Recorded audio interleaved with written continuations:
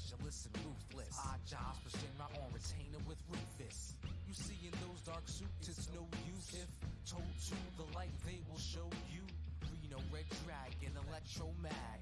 Pyramid scheme, bringing down your avalanche. Your whole zone a victim of circumstance. When it's time, your clan won't stand a chance. In attack, you got rude. The knights with the hands do this toe-to-toe, box you up like fast food. Trust me, don't be faulty with the baldy, compulsively clad in dark specs to part necks. And then ya got Eleanor, bombshell, frag, hack, darling of detonators. The blonde nitro, pyro, light show, strictly biz, rookie dynamo. Loyal to financial backers, the cunning fierce, some murderous god whackers. With the thought, don't even flirt. Weave what you will, but never tangle with the Turks.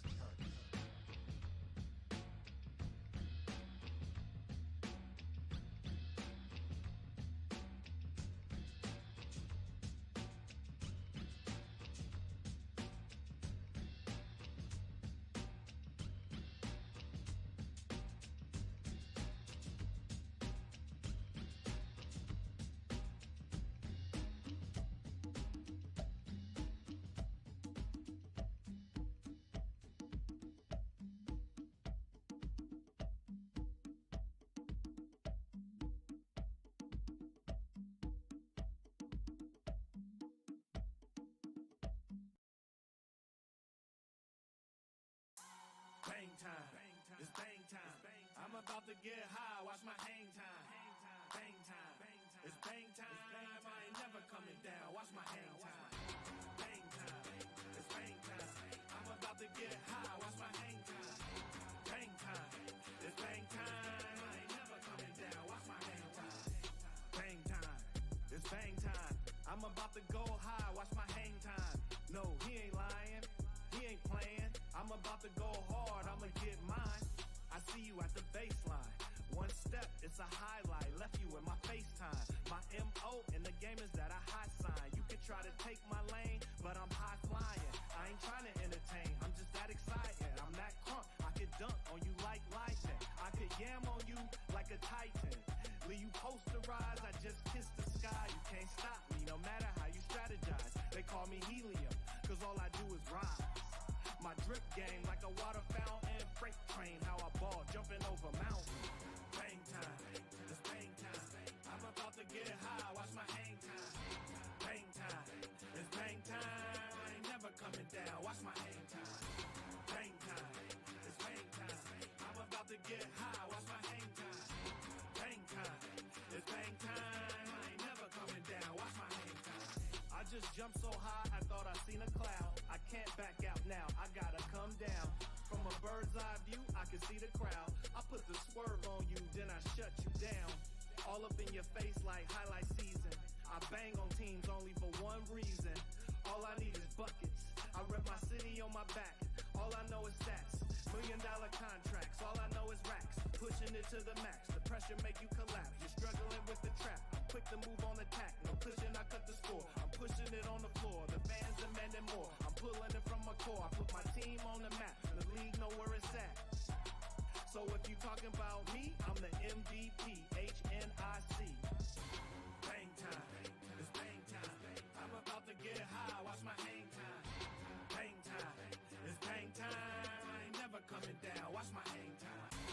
Bang time, it's bang time.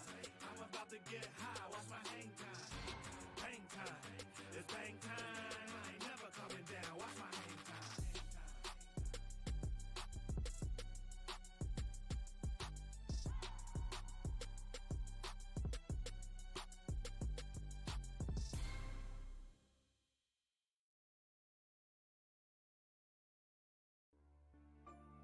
And you know why we're so successful? Why, Johnny? Tell us. Because we're diversified. Diversification. Revival means restoration of life, consciousness, and strength. And fittest means qualified or competent. Revival of the fittest is the dopest shit you've ever heard. I'm Marcus D. Welcome to my debut album.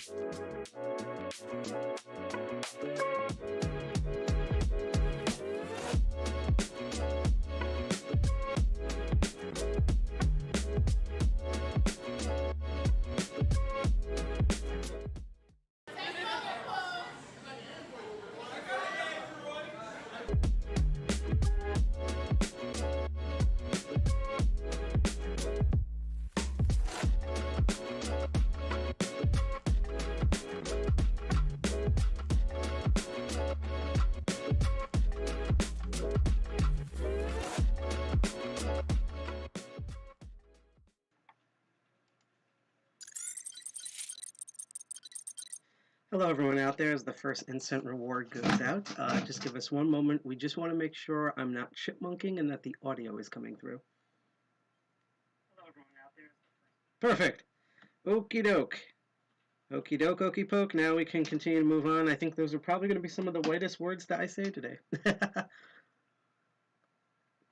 So, two things. First of all, welcome to this special that was hastily put together, and it was our fault that it was hastily put together. People on the internet call me Sidepocket. I'm one of the two co-founders of DEFCON 201. We are a computer hacker meetup tinkerer group out in Jersey City, New Jersey. We normally meet, which we still do every third Friday of the month, but because of people licking doorknobs and the pandemic, because people are licking doorknobs, and that there was no actual vaccine distribution plan from the previous idiot, and a bunch of other things, including also police officers just beating you if you have a face. We've decided to go virtual since last year in March. It's been that long. Our anniversary is going to be next month. It's crazy that we've been doing this for a year in terms of the internet stuff. And yeah, if you want to find out more about that and find out some of our, because we also have like shows throughout the month, including tomorrow, where I'm going to be back on teaching lockpicking and how to open locks, and I have a very cool, fascinating thing that I'm going to be covering tomorrow. You can go and visit us at our website at defcon21.org. We're also all over social media, such as defcon21nj on Twitter and defcon21 on Instagram on the hostx.social instance of Mastodon and all sorts of things. But what I will do right now in chat real quick is I will share this link, which is a link tree that has all of our social media all lined up for you, including what you're watching on the stream. And so also hi for everyone out there watching on Twitch, DLive, YouTube, we also have Facebook. You can also watch us through YouTube, through Tor, and very recently we are currently on the Diode Zone instance of PeerTube. So we're on a lot of different things. So hi everyone out there for that. A note for everyone who might be watching on DLive, by the way, we're trying to get to 100 follower goal simply because there is a marketing bracket on DLive that's called Crypto Superstar, that if I'm able to achieve that, I'll be able to do a lot more with the DLive account. So just putting that out there. That's what that bar means above. But let's stop talking about that. Let's go in the meat and potatoes of why we're broadcasting so late and what are we broadcasting about today. Well, first of all, everything's my fault. Literally, I had two calamities in a row. So let's rewind, because we're going to go over this when we get there.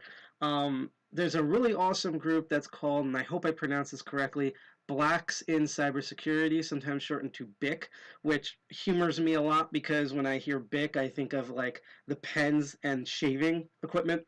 And not that, but one of these days they do a physical one, I'll actually dress up as the BIC guy with the giant marble head and be like, yes, I am here for BIC.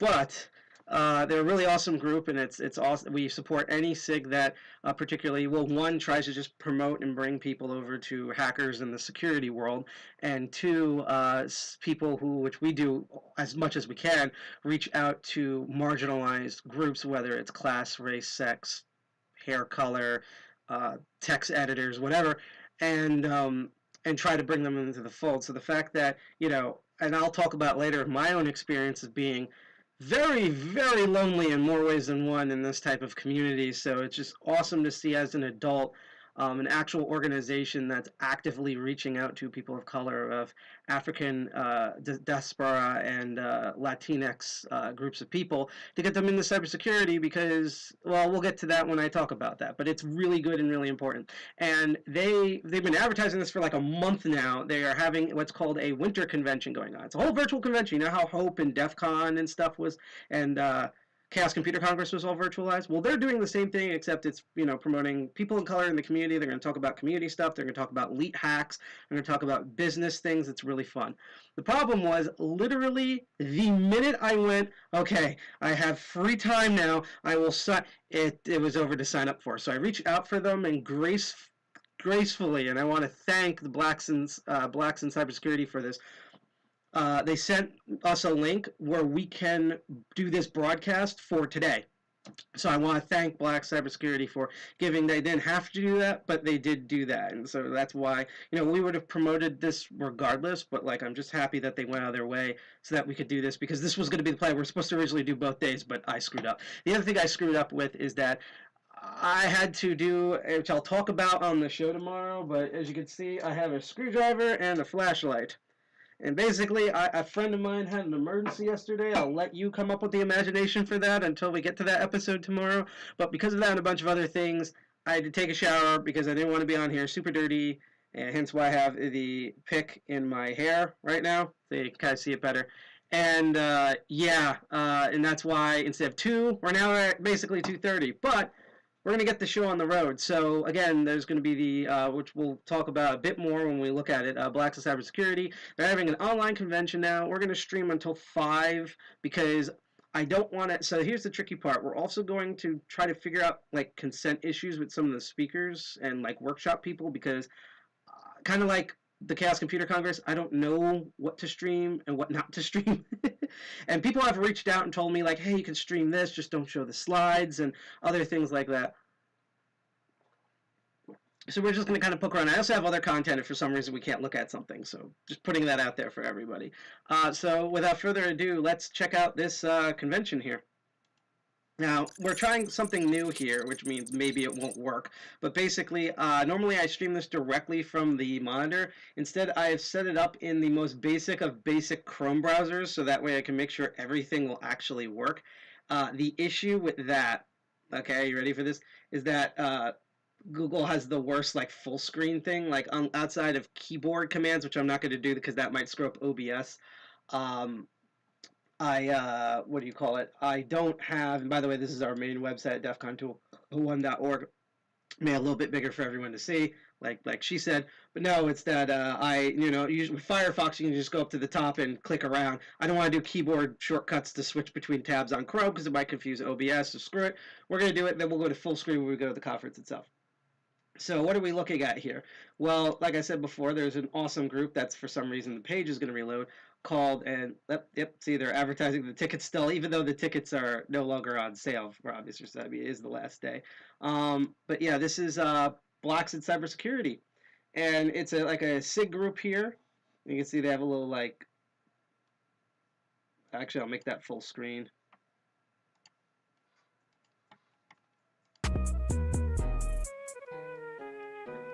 So yeah, it's just nice to finally see a dedicated organization that actively is trying to get people of colors of all genders and backgrounds, particularly the African diaspora and Latinx people, as well as everything in between, to come out and do this. Because after, I guess this, how long is this video? Okay, we're over halfway. Because, and I will repeat this again, there's this whole thing where people are like, oh, we have a lack of jobs in, like, cybersecurity. It's funny I say that right when the hiring village pops up. The issue is that, and I can be very blunt about this, there is no hiring. It's not that there are so little people. It's InfoSec in particular is ridiculously gatekeeped, especially subconsciously. Sometimes, unfortunately, very consciously, but a lot of times subconsciously. Meaning that they're, not only do they not reach out to various minority groups to get more people to fill those roles, but you have, and I've encountered a lot of these personally myself as someone who, despite not being in the sun all year and thus literally kind of grew his white privilege back because I am a mixed person, but literally I really need a tan. I'm going to actually look into a tanning booth next week. It's going to be lots of fun. It's going to be really weird. Maybe I should live stream that. Let me know if you want to live stream me tanning. Watch Sidepocket become his own Eggo waffles. That just sounded wrong. Anyhow, let's get to the point here. But, so not only do they not reach out to marginalized communities, which could add more people to bolster in more people, but you also have the issue of, which also, here's an issue that's honestly almost regardless of representation, even though it highly affects representation. There are way too high standards for InfoSec. The joke is everything's a senior position. How do you become a senior physician? You basically work for free as a junior for 5 years, then you just get labeled as senior. Like, this is ridiculous. You have people asking for like 30 years of Kubernetes experience when Kubernetes has only been around for like, 12 years? It's like bullcrap like that. Like, that's just wrong. Standards are way too high. There's an overemphasization on college as opposed to actual, like, portfolio results, which I think is a better way of doing info security, all sorts of things like that. And so I'm really glad that there's special interest groups, including, and especially Blacks in Cybersecurity, for doing this. It's a little known fact that before COVID hit, for literally 3 years, we wanted to do what was called a hip-hop hackathon, which is this interesting concept where you bring people in to learn music, and then you kind of bait and switch and trick them, and they leave learning Python and security techniques and other programming. But we wanted to do something like that either in Newark or Jersey City. Because one of our main goals is to break down the stupid digital divide that we all hate here in DEFCON 201. Put the camera a little higher so you can kind of see the owl of coholes as well as just my fro. So by the way, it used to be a fro. I could still comb it out a bit longer because that's how long it's supposed to be. I remember I just got out of the shower. I have to let it like air out and floof. But it used to be way bigger, and then the naps got too much out of control, and I had to clip everything down in order to save it. So that's why I look a mess. It's not the only reason why I look a mess. That's one of the reasons. But anyhow, I'm just really happy that there's a SIG. I literally found out about them, I believe, 2 years ago. I think in 2009, I found this organization exists because they had a meeting at DEFCON that year. In fact, our intro video showed that meeting. And, like, what was really fun, and then we'll get into the actual convention, was watching people on Twitter who attended that meeting. I didn't even know this existed. I'm so happy I found this out. And the common thing, which I can completely relate to, is that everyone was joking that, all physical events, that everyone was joking at the meeting for Blacks in Cybersecurity at DEFCON that, I'm trying to put this in the words, that it was like a meeting of all the people who thought they were the only brown person at their company or organization. So, like, which is true. Like, I could put it this way: I am the only person that even is remotely related to African descent, as part of the African diaspora, in like the main membership thing. And we can improve on that. We have a lot of people of color, various sexual minorities, and people who physically as well as virtually show up to our meetings. But in just terms of even just our own org, it gets difficult out there, which is why we try to promote all of this, because a big key about this is representation. I could actually tell you a big one right now. I love the show, for example, Mr. Robot. I even have, if you want to look it up, a cameo on it in the Season 3 premiere. Go look for it. I'll give you a hint. It's when they go to the hackerspace. The problem is that, and I've had this expressed to me, and I totally know how this feels, you want to have, in order to get access, you need to have visualization. Like, the phrase that I hate is, they say, if you build a better mousetrap, a bigger, better mousetrap, the people will come. The question then becomes to marketers, well, how are people going to find out about the big, incredible new mousetrap if they don't even know that it's there? And so, for example, how are we going to get more people into hacking, into cybersecurity, into InfoSec, when they don't even know that's a job they can do? And so you might want to ask, why is it people think it's a job that you can't do? And the answer is simply is because take a look at when you see a group picture of like hackers, like whether it's a press story about a hacking group, and also a lot of these criminal organizations are from Eastern Europe, so this could probably be another reason why. But about some hacking group that got arrested, or like a hackathon at a college, or like, I will even say this, even DEFCON or Hope, and they're like, yeah, we're going to pose around for late Hacksaw pics. Count how many people of color are there in the group. And you'll either find no one or one or two out of like 20 people. and again, Mr. Robot, when we think of hackers, when we think about a white guy in a hoodie, and to put a real fault about Mr. Robot, that I think is just the Hollywoodization of things, if I remember correctly, I think there was one brown, and I believe they were either Indian or Middle Eastern descent on the show that died off in season 3. Wasn't a hacker, but was like a computer person.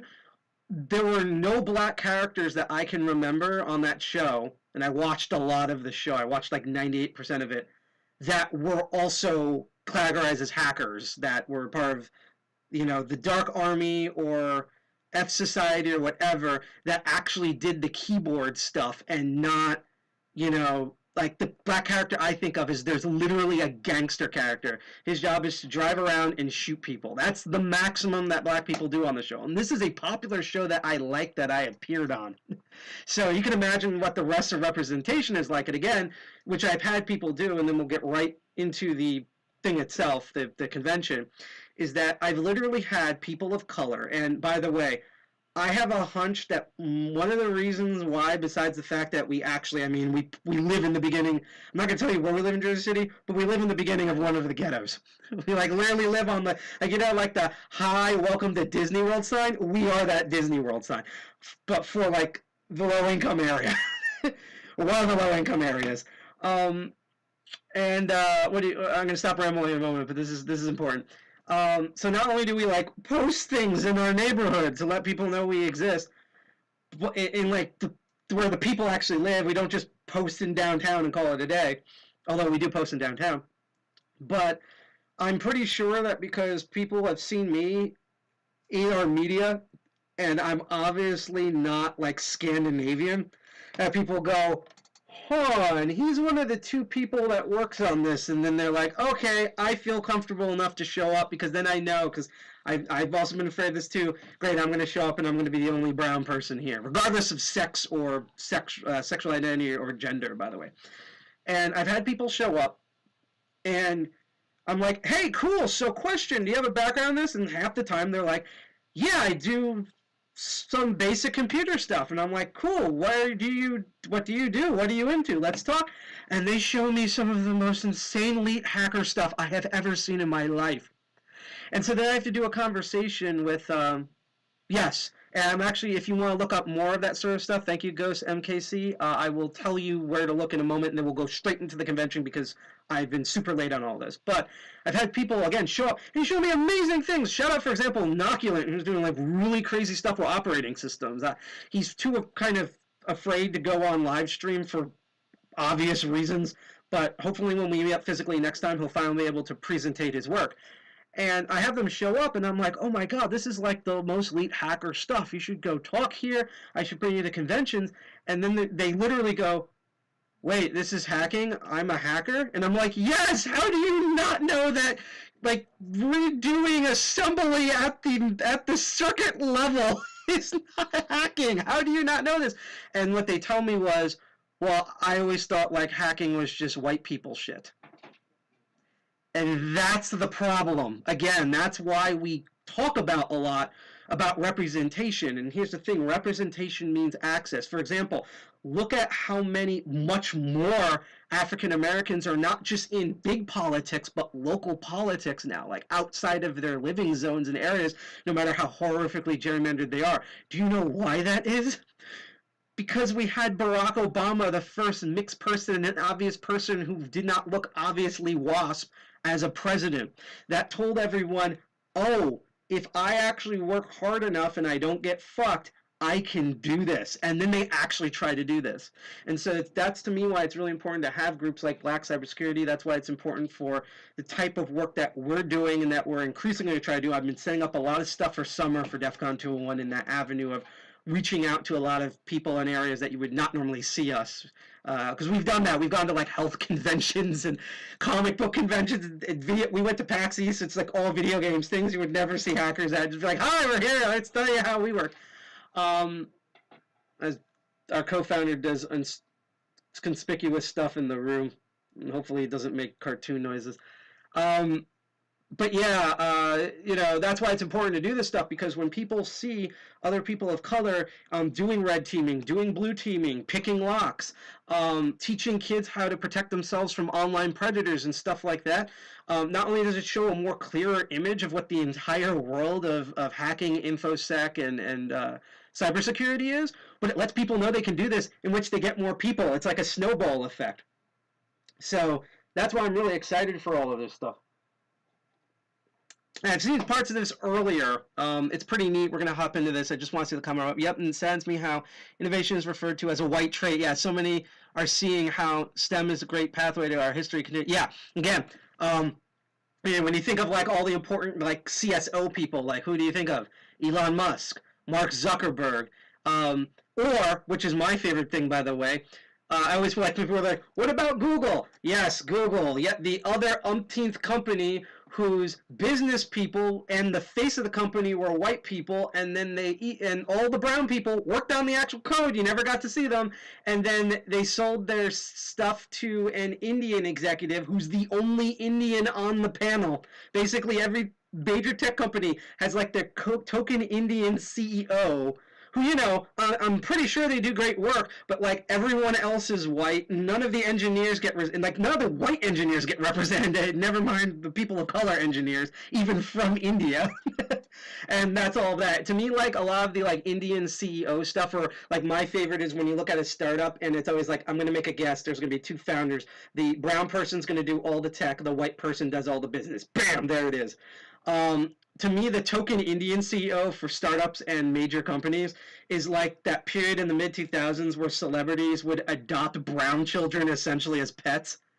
You know, it's like, good, like, we need more adoption rates, but like, don't do this as a fashion choice, you know? Do this because you want to have kids and you like a kid. Maybe you're fertile. Maybe you just felt sad for the kid, but like, don't do this as like Furbies or whatever.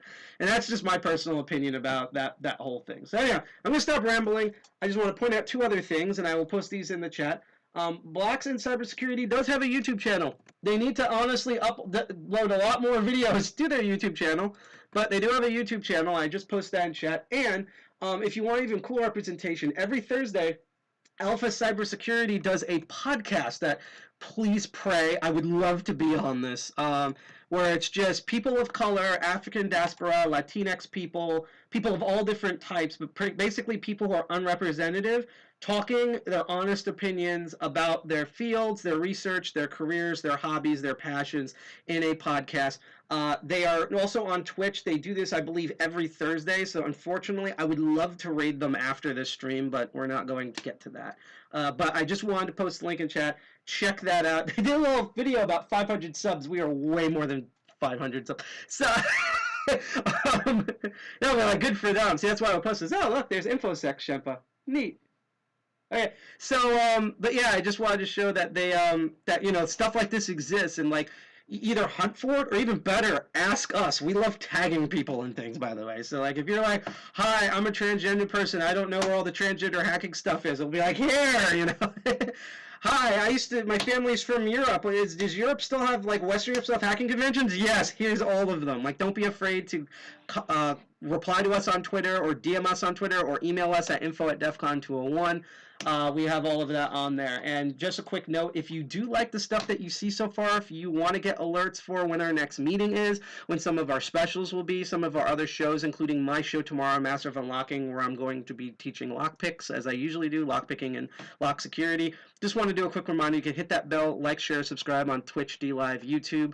Those are the three mains that you can do. If you also send us lemons or bits or super chats, I think I'm still trying to set up super chats, but if you send us anything or follow us, I get notifications for those. They will pop up. I'll cheer you on, and it's great. So just want to let you know about that. It'd be highly appreciated. And you get alerts when you do follow us or subscribe to us or whatever for when we actually go live. So if you're ever confused about what our schedule is, I mean, you could always ask us, but at least then you can get alerts for that. So, I'm done blabbing. It is nearly 3. There's supposed to be like 5 hours of streaming now. It's like 3, whatever. Let's get into the actual convention itself. So we're going to go on this page. That will probably load, and then we're going to go full screen. All right. So this is an interesting, I honestly don't know, let's see, Fee Loop. I've never heard of this. I'm actually going to open this in a new tab and look at later. Actually, let me just quickly check. Since I open a new tab, I just want to make sure there's no like autoplay videos so it doesn't like go over someone else's thing. Okay, good. They have Vimeo. That means they mostly know what they're doing, I think. All right, so that's good to know. So, yeah, so this is, it's running on Feed Loop here. To me, this is very similar to another minority group SIG called the Diana Initiative when they did trying to remember the name of their convention now. Is it just the Diana Initiative? I know the organization's called Diana. My brain is not working right now, by the way. I mean, every time I stream my brain's not working. But anyhow, Diana Initiative runs a convention. They normally do it during Hacker Summer Camp, and they did that back in August, and they had this is very similar layout where unfortunately it doesn't have like a schedule to look at. That's one of its major flaws, but they have sessions and things like that. One improvement on this system is that I like that when you go into a workshop, you can upload files apparently to your workshops and talk. So like if I go to a workshop on like password cracking, I can scroll down and it will have the downloads to all the tools and the encrypted passwords you're going to crack and stuff to do with it. So I hate when there's like, hey, we're going to do a workshop, and like the first half hour of the workshop is like, hi, you have to log in on I2P and go to the RuNet and then hop on the minecart and battle the dragons to find this one Git repo that hasn't been updated since 2007. And it is annoying, you know. We all have gone through that. That's like my favorite Fake O'Reilly book, where it's like, hi, there's this program. It runs everything. It runs it as a dependency. It hasn't been updated in 8 million years, and there's no documentation and no comments, but 20 tickets for it. It's just So I'm glad that they've made it this simple. In fact, most of this stuff is pretty simple. It seems though on their own end they've had technical difficulties in spots, but you know, that's that whole thing. So yeah, this is the Blacks in Cybersecurity Winter Conference 2001 online. They have a bunch of different sponsors and things like that. No announcements right now. So, and I like that they have this, like, the Twitter feed is built in right here, and then here's like the chats on people are seeing and things like that. We've had no alerts yet. That looks like a dildo up there. Anyhow, what we're going to be mainly doing, by the way, is sometimes I might, if we can't stream something, I'll flip back to like one of the pre-recorded YouTube stuff and we'll react to it. But we're mainly going to be looking at is the, well, let's quickly look at the exhibition hall first, and then we're going to go directly into sessions. So this is kind of similar to, again, not only Diana Initiative, but did anyone attend Black Hat for free last year? If you didn't know, Black Hat USA, and I think this year for Black Hat Asia/Europe is online. The base thing's for free. You have to pay to see the talks, but everything else you do is free. And one of the most interesting things that people have been doing with these online conventions is even Hackers on Planet Earth has like a section where like vendors can have and they can sell things and represent themselves, you know? So it's like, how do you do that virtually? Well, apparently systems like FeedLoop and some of the other platforms that people have been using have these things where you can, this is kind of like being in a convention. You go around and you can see their logo, and sometimes they have information at the bottom here and stuff like that. And there's like a little chat on the side. So we're in the Blacks in Cybersecurity, the main desk, and it has like all, oh, here's like the different scheduling stuff. That's neat. Okay, that's kind of neat. Unfortunately, none of the click links work. That's unfortunate. Oh, okay, I think they figured that out, and they have to like bounce around stuff. That's pretty funny. So we might check some of these things out if there's some of them are still running, because I don't know if it's running or not. But yeah, this is very much like, it's like you walk around the vendor area. Oh, here's the biohacker village. Yeah, there's Nina. I actually know Nina. And there's a chat over here. So if there's anyone in there, you can go and chat. Visa's here. That's where we do all the DEFCON 201 money laundering, is through Visa. I'm just kidding. That was a joke for anyone who's confused. But yeah, and everyone has their little schedules, and there's like a little ad down here. So I think that's kind of neat that they've sort of replicated. The Women's Security of Cyberjutsu. I love these people. These people are awesome. Yep. There's so many women special interest groups out there, and Cyberjutsu, in my opinion, like, I think they're all great, but like this, they've been the most out there and the most consistent with this type of stuff. So I dig. All right, so let's get into the meat and potatoes. Let's find out who's watching stuff. Now, if you hadn't noticed, even if we had prepped for a blog post, because originally we were supposed to announce this like on Monday, and I was supposed to have these tickets on Monday, and then stupidity happened because it's me. But I wouldn't have posted a schedule. I still would have said like 2 to 5 each day. And the reason for that is because now, if there's enough people in chat, if anyone's talking, and I know Ghost apparently is watching, you can tell me what you want to check in on.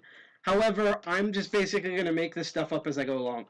Now, there's different colored tracks also. I'm assuming the red track is about red teaming, and like the yellow track's about careers or something like that, or maybe it's like physical testing. Maybe green track is careers. I have no idea what any of the colors mean.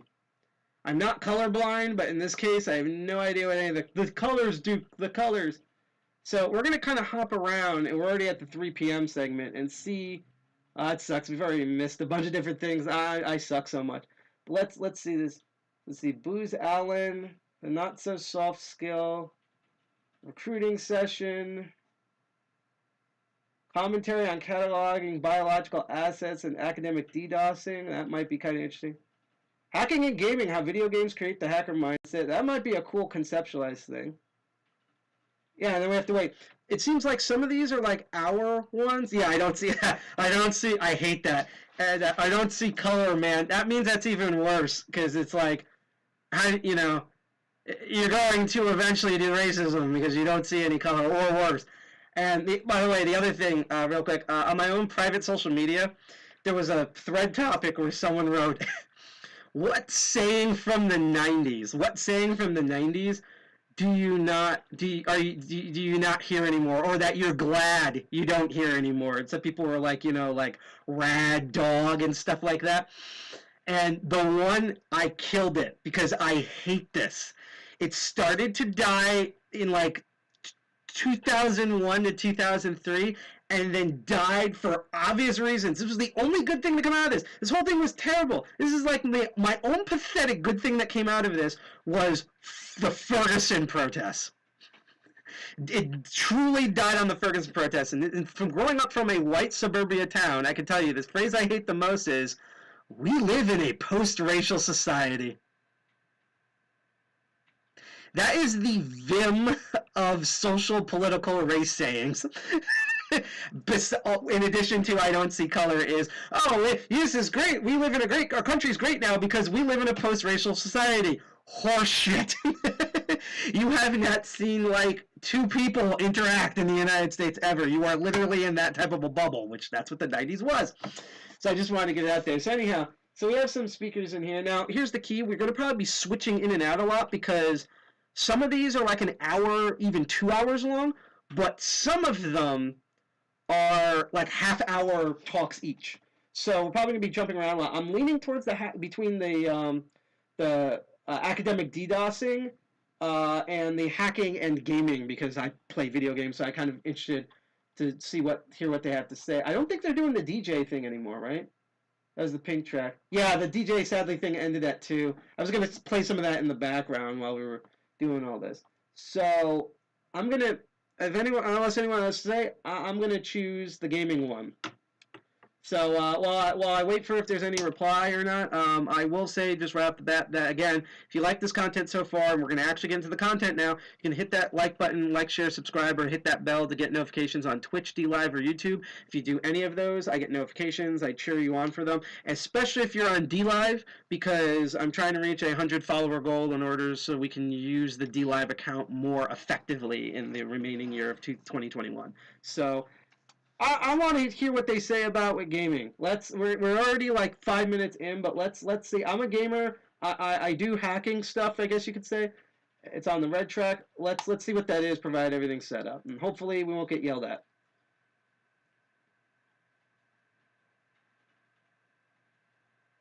And what's also weird, oh, it's from Alpha Cybersecurity. Yeah, I love these folks. Okay, so this kind of gives you a preview of the podcast, by the way. Also to note, there's been a mix of media. A lot of them have been embedded Zoom meets. This actually might be, yeah, he said pre-recorded talks. This is even better. So we don't have to worry about stuff. I'm probably going to type in chat here, but let's hear what he has to say. I'm going to put the, actually, no, I don't have to put the headphones on. I'm going to mute myself. I might comment a bit, but let's just get right into it. I want to see what, video gaming, hacking, alpha cybersecurity? Let's find out. Hopefully this won't disappoint. What's up, everybody? My name is Davin Jackson, and thank you for joining my talk, Hacking and Gaming, How Video Games Can Create the Hacker Mindset. Before I get started, I want to give a big thank you to the Blacks In Cybersecurity family for bringing this whole event together and inviting me to speak today. I know it's probably really hectic and going on behind the scenes, but what you're doing for the community and doing just bringing all these people together is greatly appreciated. I also want to give a big shout out to everybody who's participating today, from the speakers, the panelists, the trainers, the people doing workshops, CTF events, everybody who's participating, even the people who are just here watching. None of this is possible without you. So I want to give a big shout out to you as well. So my talk today, I guess you could say it's a little outside of the box, but I think that might be necessary to help find the next STEM professional, cybersecurity professional, tech professional in our kids. They're, trying to find a way to speak their language. That's one of my goals. Youth is a big thing. To kids and get them interested in cybersecurity and kind of help develop them from middle school going into high school, and get them set up for a career right out of high school or even after college. So I actually came up with this talk while sitting at an esports practice with my son one day. So I hope you guys enjoy. And like I said, it's a little outside the box, so just bear with me. I'm a little bit nervous, but like I said, I think you'll enjoy it. If I can just get the slide to move. Okay, so the objective today is to explain what penetration testing and ethical hacking is, explain some of the experiences that I've had and some of the experiences that you may have if you get into the field, explain the differences between good and bad hacking, and just kind of explain why it's necessary to do this. I also want to explain why it's fun, why I think it's fun, and most of all, why I think gamers or people who just enjoy video games would be great at pen testing. It's interesting that I'm fascinated with what he's bringing up here. It is interesting that he said good or bad hacking, because I know he's from the is a cybersecurity specialist, and there tends to be a habit from InfoSec where I don't mind the terminology per se, but they separate it into what's called white hat and black hat hackers, where white hats are seen as people who it's like an ethical thing where they're like contributing something, sometimes altruistically, but sometimes also for profit, but still that they're contributing something like was seen as positive, building rather than destroying. And then black hats is basically the what I call the cyber criminal element, the malicious element of hacking. So I'm kind of interested if he means good and bad hacking as black hat, white hat InfoSec terminology, or if he's talking about good techniques versus bad techniques. And this is also why words are very important. So I'm just curious to see how this goes. Let's continue.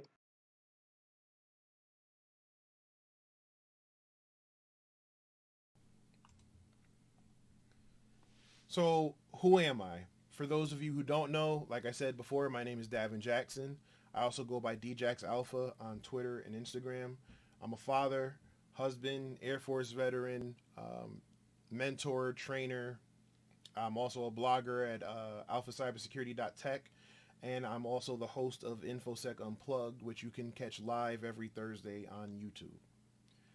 Some of my hobbies include collecting comic books, watching movies, TV with my family, and occasionally some gaming. Good one. Some of the games I usually play are more like real-time strategy games or turn-based strategy games, or some type of fighting game. But finally, I'm also a hacker. Now, when I say I'm a hacker, I usually get a lot of little side looks and people look at me strange because the first thing that comes to their mind is, aren't hackers bad? And in my mind, this is what I think people think when I tell them that I'm a hacker by profession. So they probably think I'm a member of Anonymous, or I'm always in a dark corner somewhere with a hoodie. I do enjoy hoodies. They are comfortable, especially in the wintertime and it's cold. But it's just a summary of DEFCON DEFCON 201 activity, or for the people who've played the video game Watch Dogs, they probably think I'm hacking drones and traffic lights. And just wanted to make, that's why it's the interference between the two. I just want to make the comment that all the images you see there is basically DEFCON 201 in a nutshell. Just saying.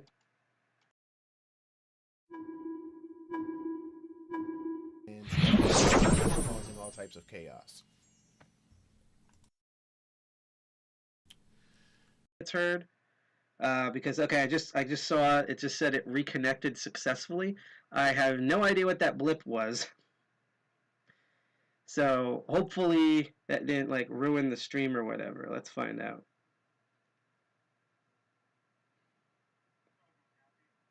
Perfect. Okie doke. Let's catch up.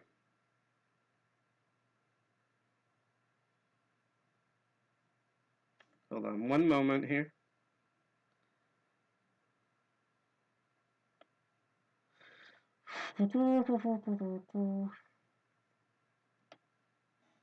Okay, apparently the stream is still running now, so again, I apologize. For some reason we had a connection blip. I have no idea why that happened. It could be something with the stream going on, like the actual convention with their back-end tech. It could just be a stupid Windows thing because we have to run Windows to get the proper OBS to run. Could be our network itself. I'll investigate that post-stream. But in the meantime, let's just continue. And thank you for being patient with us, by the way, for all of you folks who are still watching out there. See, it just reconnected again. Okay, now it's green. What was that blip? Because the weird part is that, like, I'm thinking, oh, it might be Chrome, but I'm like, it honestly should not be Chrome. Let's see. Yeah, it should not be Chrome whatsoever, for once. Even though Chrome does take a stupid amount of memory and network stuff. So we're just going to keep chugging along. If it happens the third time, what I'll do is I'll switch our account back to Firefox and see if that alleviates anything.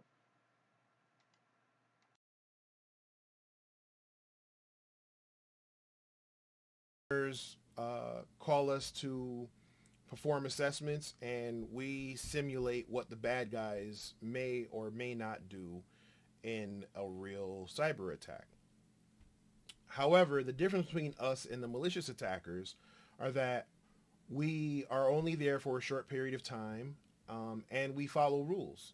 There are scopes and rules of engagements and a whole bunch of meetings that go on before you even hit the first key on the keyboard to start the assessment. The reason why these meetings and paperwork is necessary is, again, because we want to be the good guys. We want to be different from the malicious attackers. We want to simulate what malicious attackers would do, but we don't want to do anything maliciously. We don't want to take any systems down intentionally. You know, again, we want to be the good guys. However, we do use tools that are used by real world attackers, and we do use some of the same techniques to discover and exploit vulnerabilities to gain access to a target. To put it simply, I get paid to legally hack and break into stuff. And some of the things that I have hacked or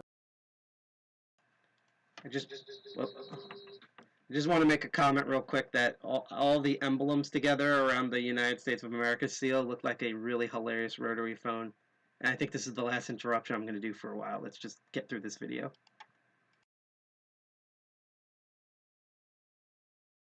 Some of the places that I have done assessments for are Fortune 500 companies, banks, some hospitals or medical facilities, and yes, even government buildings, government websites, certain agencies, and things like that. So once I explain that to people and kind of get over that hurdle, the next question I'm usually asked is, well, what is it like? And to be honest, sometimes it can be scary. There are certain assessments where they might require some physical pen testing where you're actually trying to gain access. You might be picking locks. You're trying to avoid security cameras and security guards. So sometimes it can be scary because a lot of the people don't know you're there. Usually on those type of assessments, a high-level executive gives you permission to do it, and they give you a letter, which we call the get out of jail free card. But only a select number of people know what's happening. The reason being is because they want to see what would happen if someone were to break in, how security would respond, how the network team or the system administrators may respond.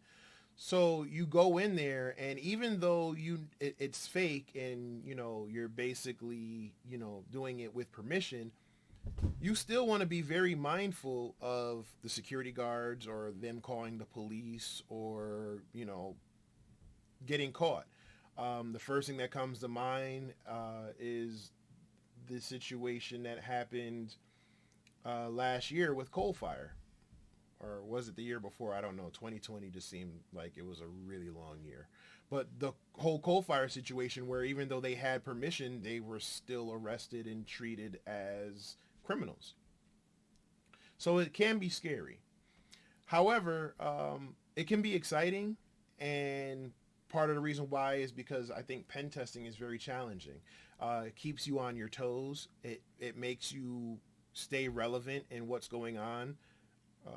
You may learn a tool or technique that works and gains access into systems today that may not work tomorrow or next week. So you have to stay up to date with what's happening, what tools are being used, what techniques are being used, and it makes you a better pen tester and a better professional, and will help you move up the ranks faster. But most of all, I think it's fun. I think pen testing, to me, is almost like a big game. It's almost like a big video game, and I'll get into that shortly. So when I say pen testing is fun, or pen testing, like I said, is like a game, they ask me how. And again, I think if you like challenges, if you like solving puzzles, if you like solving puzzles and riddles, and if you actually enjoy playing video games, I think you would probably really enjoy being a hacker or a penetration tester. Like I said, pen testing has a lot of challenges, and it has a lot of puzzles that you need to solve to gain access. Sometimes it might be finding a vulnerable service, or sometimes it might be using the developer's program in a way that they didn't think of that will help you gain access or a backdoor. So why do I think gamers would make great pen testers? Think of the process of when you get a new video game. So to all my video game players, all my gamers out there, whether you've done it casually, you do it professionally, you stream on Twitch, or you just play at home. It's the same process for everybody, no matter what game it is. When you get a game, at first you don't know what's what, right? You might read the instruction manual. No one reads the instruction manual, but you might read the instruction manual. You might do some research or watch some videos on YouTube or IGN or wherever you go for your video game information. And then you start moving around. You start learning the basics. You learn how to move. You learn how to jump. You learn certain techniques, or you learn certain skills. Depending on the game, you may learn which characters can do different things from other characters. But after you get an understanding of the basics, you start trying to figure out how to make it fit your gameplay and your game style. So, for example, when you start playing Fortnite, you're moving around, you may not know how to be a great builder, but you're great with a shotgun, or you may not be great at up close combat, but you're great with a sniper rifle or something from a distance. Or you just suck at both, but you're a great builder, so you know how to build different platforms and different ramps and whatever to help protect you while you're in the middle of an engagement with another player. That kind of helps give you the advantage. But after a while, you find your favorite characters, you find your favorite tools, you find your favorite weapons, you find your favorite techniques, and you make it fit how you want to play. So certain players have, different characters that they use. So, for example, in Overwatch, you have Ashe, who's more of an offensive type player, where she's, she kind of attacks you head on, kind of gets in and gets out. She has her special technique, which is this big robot here you see that's named Bob, and basically he's just like a giant tank for a short period of time. But then you also have a player like a character like Baptiste, who is known as a support type, and he's a healer. So he's not in the mix all the time. He's not someone you want on the front lines. He's someone you want maybe on top of a building or somewhere in the corner. Not too far away from the action, but far away where he doesn't get hurt, but close enough where he can help support the other teammates. So he sits back somewhere and he heals everybody so they can continue the fighting, and he just kind of stays off into the corner and helps, boost those characters' abilities and keep them going longer. So like I said, you find your characters, you find your tools, and you find your weapons. So believe it or not, this is the same thing in pen testing. In pen testing, there are hundreds, if not thousands, of tools. Some people prefer other tools from others. And depending on the phase of a pen test, you may use these tools. You may use tools that help you scan. You may find tools that help you exploit a machine. You may find tools that help you do other things. But in pen testing, there are essentially 5 phases. So the first phase of every pen test, when a penetration test starts, is the reconnaissance or enumeration phase. So this is where you're figuring out your environment. You're figuring out your target. You're trying to get the information. Again, like video games, you're trying to figure out the basics. You're figuring out, what looks interesting, what doesn't look interesting, what can you use now, what can you use later. This is just all the figuring out phase. Once you kind of figure it out, now you start to do a little bit more probing. So this is your scanning and analysis phase. So in the recon phase, you may have, looked up some stuff online and with Google. You may have done some other type of passive searches or searches that you can find publicly that don't require you actually probing a system that can actually get you caught or that can alert your target. But in the scanning and analysis phase, you take the stuff you got from the recon phase and now you start probing it to see if there's anything you can use that would be more useful. So in the recon phase, you might find an IP, you might find web addresses, DNS records, and IP addresses. Well, now in the scanning phase, you're scanning those IP addresses for open ports, looking to see if those ports may be running certain services, and if they are running services, what version of the service are they running? Is it up to date? Is it old? And if it's old, is it vulnerable? Are there any open exploits that you can use you can use to help leverage to gain leverage into your system? Once you get all of that information in the scanning and analysis phase, you move on to exploitation. This is where you would attempt to gain access. So now this is where, again, you find your vulnerable service, or you find something that can be exploited, and you either look up an exploit on ExploitDB, or use a tool like Metasploit to help create your exploit and create your payload and create that communication back to your attacking machine to gain your initial foothold or gain access into your target that you're trying to get into. After you successfully exploited a target, now you're doing the post-exploitation phase.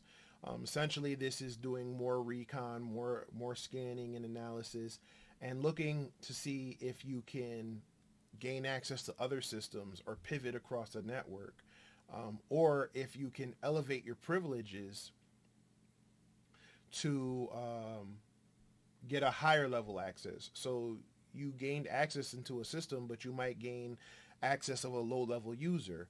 Well, the goal is you want to see if you can get administrator or system administrator or root access into your target. This is also where you want to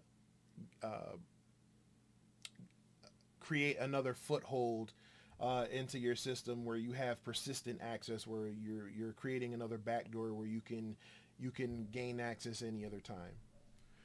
After your pen test is done, you've done all the post exploitation, you've gathered all the loot, you've gotten your hashes or your credentials or your sensitive files or your personal identifiable information or PII.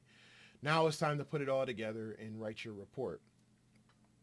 This is where you kind of go over everything that you did. You show that you stayed within scope and you honored the rules of engagement.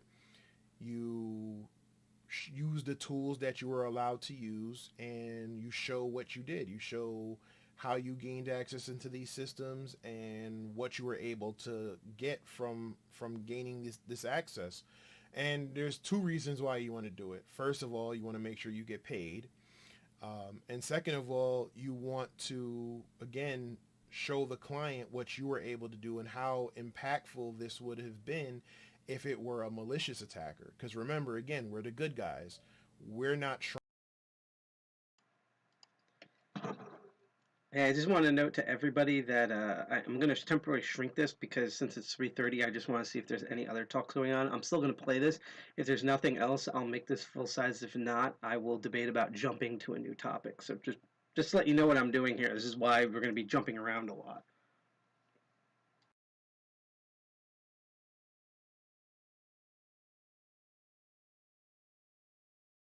trying to just get in and get what we can and get out. We're trying to simulate what the attacker would do, so now our client could then figure out what they need to do in order to fix it and protect themselves from a real world attack. So the report writing phase is very crucial. All phases are crucial, but report writing is very crucial because you want to make sure that the client is doing what they can and you gave them the proper information on what they need to do to secure themselves. And like I said, you want to make sure you get. So I know that everyone is really probably interested in watching the gaming thing. Because it's pre-recorded, we might be able to go back to that. Keyword is might. I don't think there's like, it doesn't seem like this is a YouTube video. I think this is direct embed, and I'm pretty sure eventually Alpha Gaming is going to put it on his website. However, right now the biohacking village panel is going on, and then we're going to choose like a couple of other things, and then we're kind of near the end of our stream already. So I'm going to switch over to the biohacking panel. Again, like I said, we're going to be jumping in and out of talks, and hopefully they're set up, so let's just see what they have to say. And hopefully the stream doesn't dip quality again like we did earlier. And again, if you have any questions about anything, please let me know in chat. I love talking to chat. Otherwise, keep lurking, keep learning. And if you do like the content that you see, If you want to see more hands-on content, like tomorrow with my show Master of Unlocking, where I'm going to be teaching lockpicking and stuff, you can hit that bell, like, share, and subscribe on Twitch, D Live, and YouTube, and I get notifications for that and cheer you on. So I love biohacking. I think it's so cool. It's like medical implants and stuff like that. My mom was really into it later into her life, and so it'd be interesting to see it from a African American perspective, particularly. So and African diaspora perspective, maybe Latinx, just people of color in general. So let's hop it. Let's go from video games into biohacking. It's like the most tonal whiplash ever. Let's see what they have to talk about.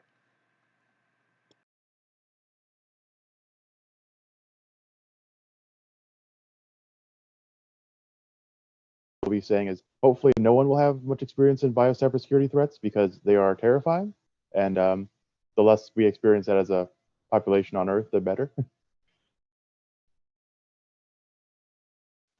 I will go ahead and popcorn it up to Xavier. Hello, everybody. Yes, I'm Xavier Lewis Palmer. I'm a PhD candidate in biomedical engineering and also master's student in cybersecurity. I also work with Lucas on these consulting matters in cybersecurity. And I echo the same sentiments. We have yet to see the full extent of what's ahead of us. I will popcorn this to Rikita. Sorry, Dick. Okay, you said it correctly. Hi, I'm Urquita. I am a family physician currently working for a telemedicine company called 98.6 and excited to be here. I'm gonna pop it over to Rudy. Oh, they're just guests. It's only us four. Okay, well, pop it back to you. No worries. So my first question is, how we're going to jump right into it. I don't hold no bars and share everything. So my first question is, with the pandemic rearing its head, how has your health been impacted? Like, and you could speak to any aspect of the health, physical health, mental health, financial health, emotional aspects of health, whatever you want to speak to, that definitely is important. I'll speak for myself first. I think it's taken a toll, like, emotionally and mentally. It's really hard to kind of push through on, things that I know that I need to do because I'm like stuck inside all day.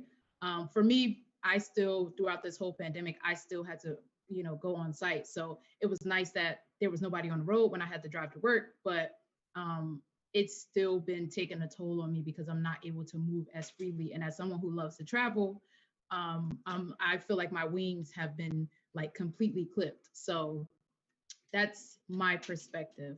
Urquita? Yes.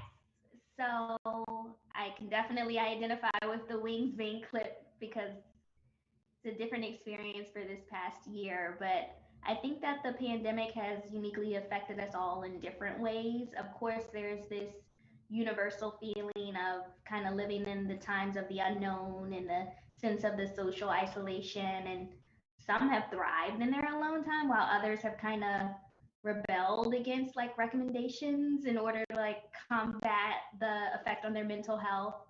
And for me personally, I feel like physically I've kind of held myself more accountable to like exercise, and mentally like with like prayer and seeking new hobbies because I'm kind of a people person and I like to mingle and things like that, and it's been different.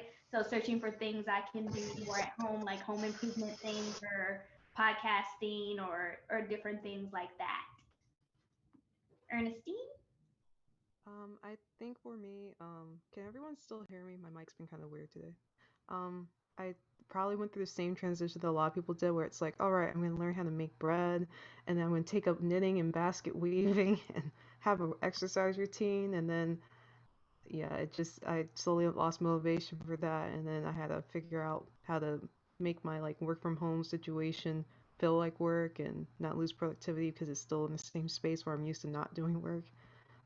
But I guess I've just been trying to like keep in mind something like Xavier said, that there's no like productivity Olympics. You're not competing for the gold. You're just trying to make sure that you make it through a pandemic. And even though we might not all be in the same boat, we're all in the same storm. So that's been something I've been trying to keep in mind. But I don't know if people have seen like this one meme online where it's basically like it feels a lot like being on silent lunch in school and people keep talking, so we keep having time added on, and I'm just like, oh gosh, I don't like this class. I want to go to a different homeroom. But that's been me. I And hadn't seen that, but that's good. That's definitely could be related to. and I think I'll pass it on to, I guess, Xavier, since I already name dropped him. Thanks, Ernestine. I'd say yes, this pandemic is affecting pretty much every way, and I mean, it's it has been a continual lesson in just the value of pivoting, and so working both on site and remotely, it's helped me learn to to leverage my strengths, where they can and where allow it. I can't always work on site, just due to various changes and policies, for each like position, but yeah, I could find a way to work differently. But also, it's also been a good lesson in just learning to cherish what's around you. Like I've recently lost multiple family members to COVID related complications, so it's been especially rough in the last like couple months. But it's also what I would say be a it's also been you know very educational in the importance of all the work that we do in labs, in medicine, and so we gotta keep it going, so that it's not the next person that has that has to bear this burden so soon. But yes, I'll popcorn this over to Lucas. Uh, Hello. So, I will admit I am through and through an engineer. So, the social distancing part of COVID-19 did not really affect me because I've been doing that with my horrendous personality for about 20 years already. Um, Other than that, though, I think it's more shown me the problems that exist already in a very dramatic way, more than affect me personally. For instance, seeing how many people have to go to the hospital, how many people have to wait, how few, well, how ill prepared the system is in the US, particularly to deal with a large influx of patients that need long term care. All these things, I think, were important to have seen, and this just showed the problem much more dramatically than any statistic ever could. I definitely agree. Lucas, you actually are going to take me to my next question. I know, Xavier, you mentioned, you had some family members, pass away and things like that. And I'm sorry to hear that. And you're right. Like, we still, we're on the front line. So we still have to go in and do our jobs while all of this is happening. What would you suggest as a suggestion to the medical field going forward? Like, this is something that a lot of us have never experienced, right? So from what you've observed and, how you're still, have to go forward, what would you suggest for the medical field for preparing for, another event like this in the future? Because it's a possibility at this point. What would your one suggestion be if you could give that out to the medical field? And I want all of you to actually answer this question. And I'll probably back over to you, to Xavier, first. I'll actually I need a second for that. In the meantime, I'll popcorn it over to Akita.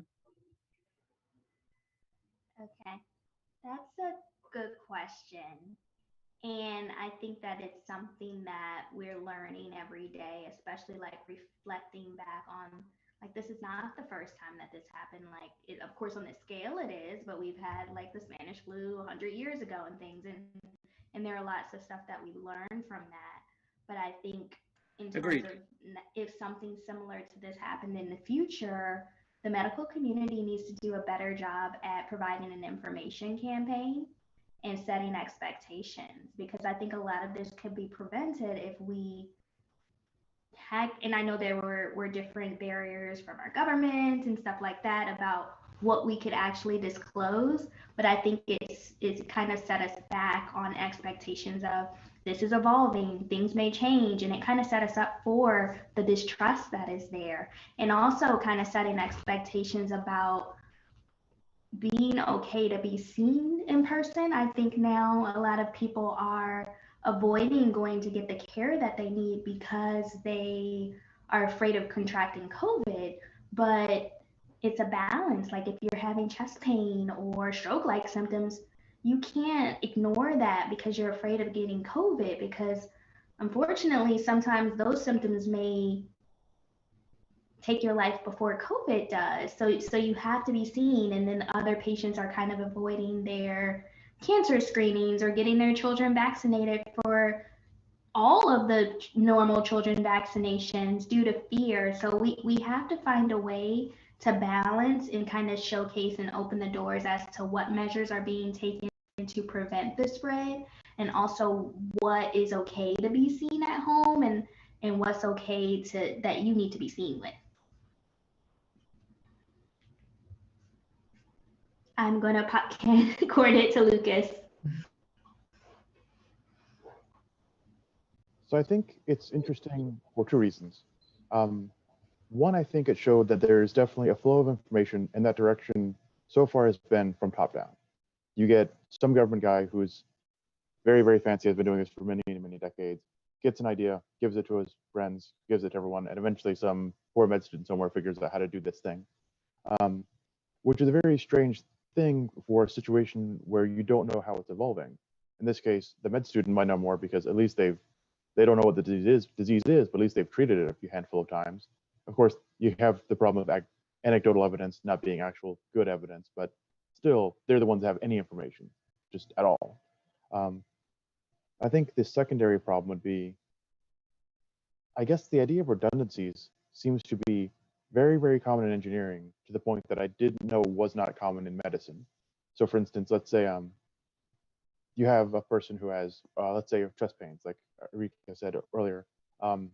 Yeah, there's a lot of ways you can treat that in a hospital, but what's the redundancy for treating it when the hospital isn't accessible? Is there, an urgent care center or just even a clinic or anything else, just treating them at home?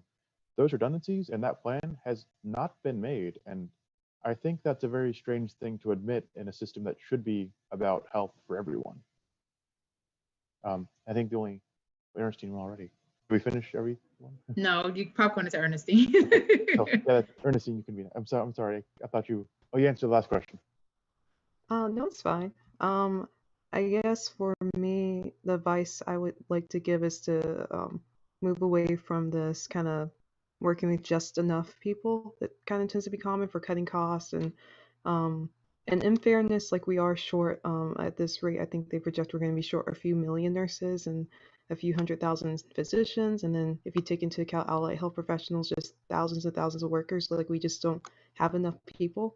But that being said, even with the amount we do have, a lot of like hospitals and nursing homes, they don't staff as much as they should. You'll have like nurses having sometimes twice as many patients as they should. And that's when everything's going great. So imagine if like one nurse gets COVID, now she can't work, and now you're even more short because you weren't fully staffed to the best of your ability in the first place. So I like us to kind of move away from that and to try to honestly just be less cheap, because a lot of times it just comes to like not wanting to pay those salaries. Or like you'll have people hire like more of like my position, like a bunch of medical assistants, because they're like cheaper to pay than like nurses, and but they can't fully do like everything the nurses can do. So I kind of like to move away from that, and then also just more forward thinking, because people have been saying for years before this pandemic happened that like if there comes a time where we can't get all of our PPE from China, we're going to be out of luck, because we can't have all our PPE coming from one place, and then that one place no longer is able to supply it. So when we had these shortages, a lot of people weren't surprised, they were just disappointed, because they kind of knew that this could eventually happen. And that's the scary part. It's like having some nurses in my family, they have worked through the AIDS epidemic, they've worked through when the swine flu and avian flu and some SARS popped up too, but they had their PPE at the time, so this was even scary for them, because it's like they didn't even have PPE, and that was very stressful, because like you're reusing things that are one-time use. So I guess to wrap it up, just like not to just have more of that forward thinking would be something I want to emphasize. Definitely, I agree with everything that everyone said. We know that this pandemic has been affecting mostly minorities, right? But oftentimes we are the minority in the room. So more times than not, and more times than I can count on my fingers and toes, our experiences aren't being heard or felt by the people that are actually doing the change, which is from the top down, right? So how do we get our voices lifted to make the change? Like, we know it has to change. So what do you think is, you know, some ways and solutions that we can get this to change?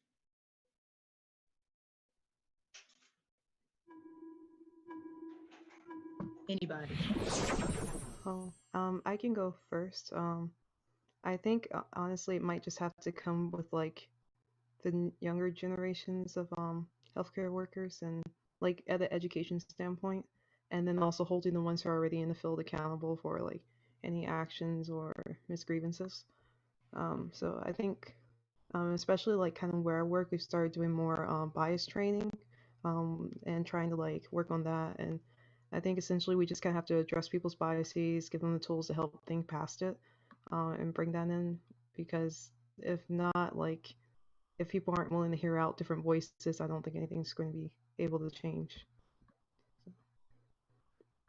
And I think I'll popcorn to Arcada if you're ready to talk. Sure. That's an interesting question because there are a lot of layers to it as to how we get our voices heard and who actually wants to hear it.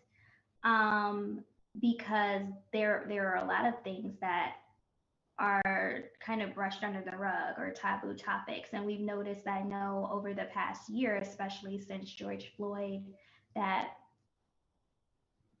we have to find ways to get our voices heard. We need to use the platforms that we have, use social media, write op-eds, go on TV guest spots. And when we're not invited into certain places, we have to create our own, like this, and figure out different ways to get information out there. And then also advocate and be heard and use your voice when you get into certain positions of power where you can be a valuable voice in the community, or you can speak up when things aren't right. For instance, yesterday, I'll use this example.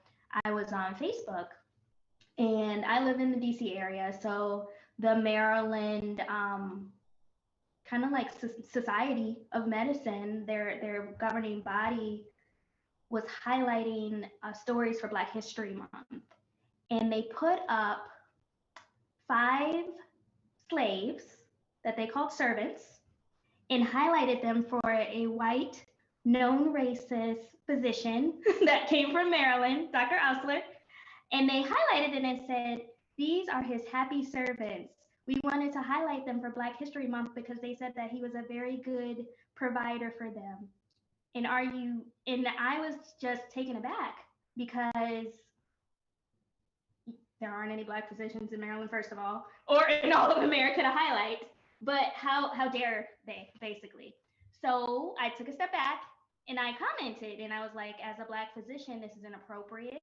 It's disheartening for you to highlight, first of all, servants who are enslaved Africans, and to highlight how happy they were to serve their master, who was a white physician, during Black History Month.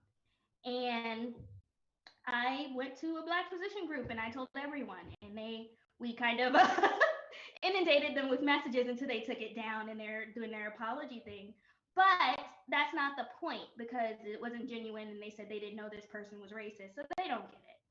But the point is using your voice and not just bypassing what is out there and what's being said, and not being afraid to stand up for something that you believe in order to get things heard. I'm like floored and flabbergasted that even went up. Like I don't even know. That is wild. I was about to say, I know you're lying, but I'm like, I believe you, seriously. But more to that, you know, we have all this data out, right? And I don't know, have you all heard the slogan, like, data is the new oil? Do you agree? And if so, how do you feel about it? Like, how do we, data and technology is going so fast that, you know, how are we going to slow them down from taking our personal medical data and using it to, you know, feed us those ads or, you know, build more biases into the technologies. How can we, as you know, part of the information security community, part of the medical community, doing our research, slow it down? I'm not even going to be, you know, naive and say stop it, because I don't think that's going to happen, right? It's just not going to happen. Slowing it down may be a much better solution than trying to fully stop it. So what do you think are some ways that we can slow it down? Because it's very important, you know, all this data that they're getting, even from you know, the deaths from COVID-19, and as well as the data from the vaccinations, right? Because I personally believe that, you know, they're getting their data now. I don't think that a vaccine, as long as it's taken other vaccines to come out, this was just crazy to me for a vaccine to be made so fast. Not saying that it can't be, but as a scientist, and for me, I was just like, no. And I still am no, because I want more data. And you know, sometimes that can be the downfall. So how can, you know, we get this data to be slowed down so it's not being used against us and you know, controlling us on what we see in these ads and just what we see in general? Xavier? All right. So to start this off, I would say that one portion deals with increasing, you know, increasing you know, our strategic outreach to key, to key. I don't want to use the term influencers, but just individuals with you know, a lot of clout in society, and helping them better understand, you know, what's being done with the varieties of, you know, technologies that we use that are collecting, amassing, and transferring this data. So, but further, I think it's also important that we also find and explore different ways that we can penalize the misuses of this data that's collected inappropriately. Ultimately, I also agree that this data collection is something that we cannot stop, but it's something that we can trim and that we can help divert into other forms of use. And if possible, we can use these means to our benefit if we are adequately informed about it. So increasing that outreach, you know, to the communities through people who can essentially provide who can get the most depth and reach, is a good start to that. But yes, I will pass this over to Ernestine. Um, I think just to kind of echo the earlier sentiments, yeah, I don't think we can stop it, but I would like to see it be more regulated. Well, I can't even hesitate about regulating it. I just want safeguards in place, so to speak, like that there has to be like some kinds of terms and conditions to gathering this information. And then maybe just also more, I guess, accountability for protecting this information if they gather it, because like some organizations like Amazon and other places, when they've had these breaches, it's kind of like, I feel like for as much money as you make, you should be able to have like better safeguards in place or better security. So I don't think that's like, that just seems kind of unexcusable. So just holding them accountable for, like, if you're going to collect all this information, you need to be able to protect it as well too. And I think I'll bounce over to Lucas. I think it's a great question. I think it has to do with the acceptance of our data. So, for instance, let's say you take some guy in the 1970s and say, "Hey, I want you to fill out this massive 1,000-question survey, and this survey literally just going to help me sell you more stuff. I'm going to make you buy stuff you don't actually need." Of course, that guy's going to go, "Of course not. I'm not going to waste my time doing that." But you put it on Amazon and you make it so that you don't realize you're taking that survey, and everyone's fine with it now. And it's a very strange sentiment to have. I think the awkward part to me is that it's so acceptable. I mean, for instance, let's say 40 years ago you had a photo album of all your family's, you know, cherished memories, and now people take pictures of their babies and put it on Facebook, and that's okay to do. It's data. It's how that person looked when they were 2 years old, they had no control over, and now 7 billion people can access it. No big deal. So I think the biggest challenge to me about considering data the new oil is data's not, it's not non-renewable. Well, yeah, you have more data every single day, and it helps you do things every single day. It helps you target this person to sell them more stuff every day. It helps you identify medical conditions in a good way, hopefully, or in a bad way, it doesn't matter. Every day, and there's more and more data coming out of it. The only solution I can really see is to change the expectation from a government scale. For instance, in the 1930s, no one really had a minimum wage. It was like, okay, you just get whatever the richer guy tells you you get, that's it. Until the government said, okay, well, now there's a minimum wage in the US, you have to pay at least this much money for each job. And of course, even then there's exceptions, but I really don't see another solution besides going, look, this is your data. If you want to sell it away, you can, but this is how much it costs, this is how much you can do with it, and this is the types of data you can have.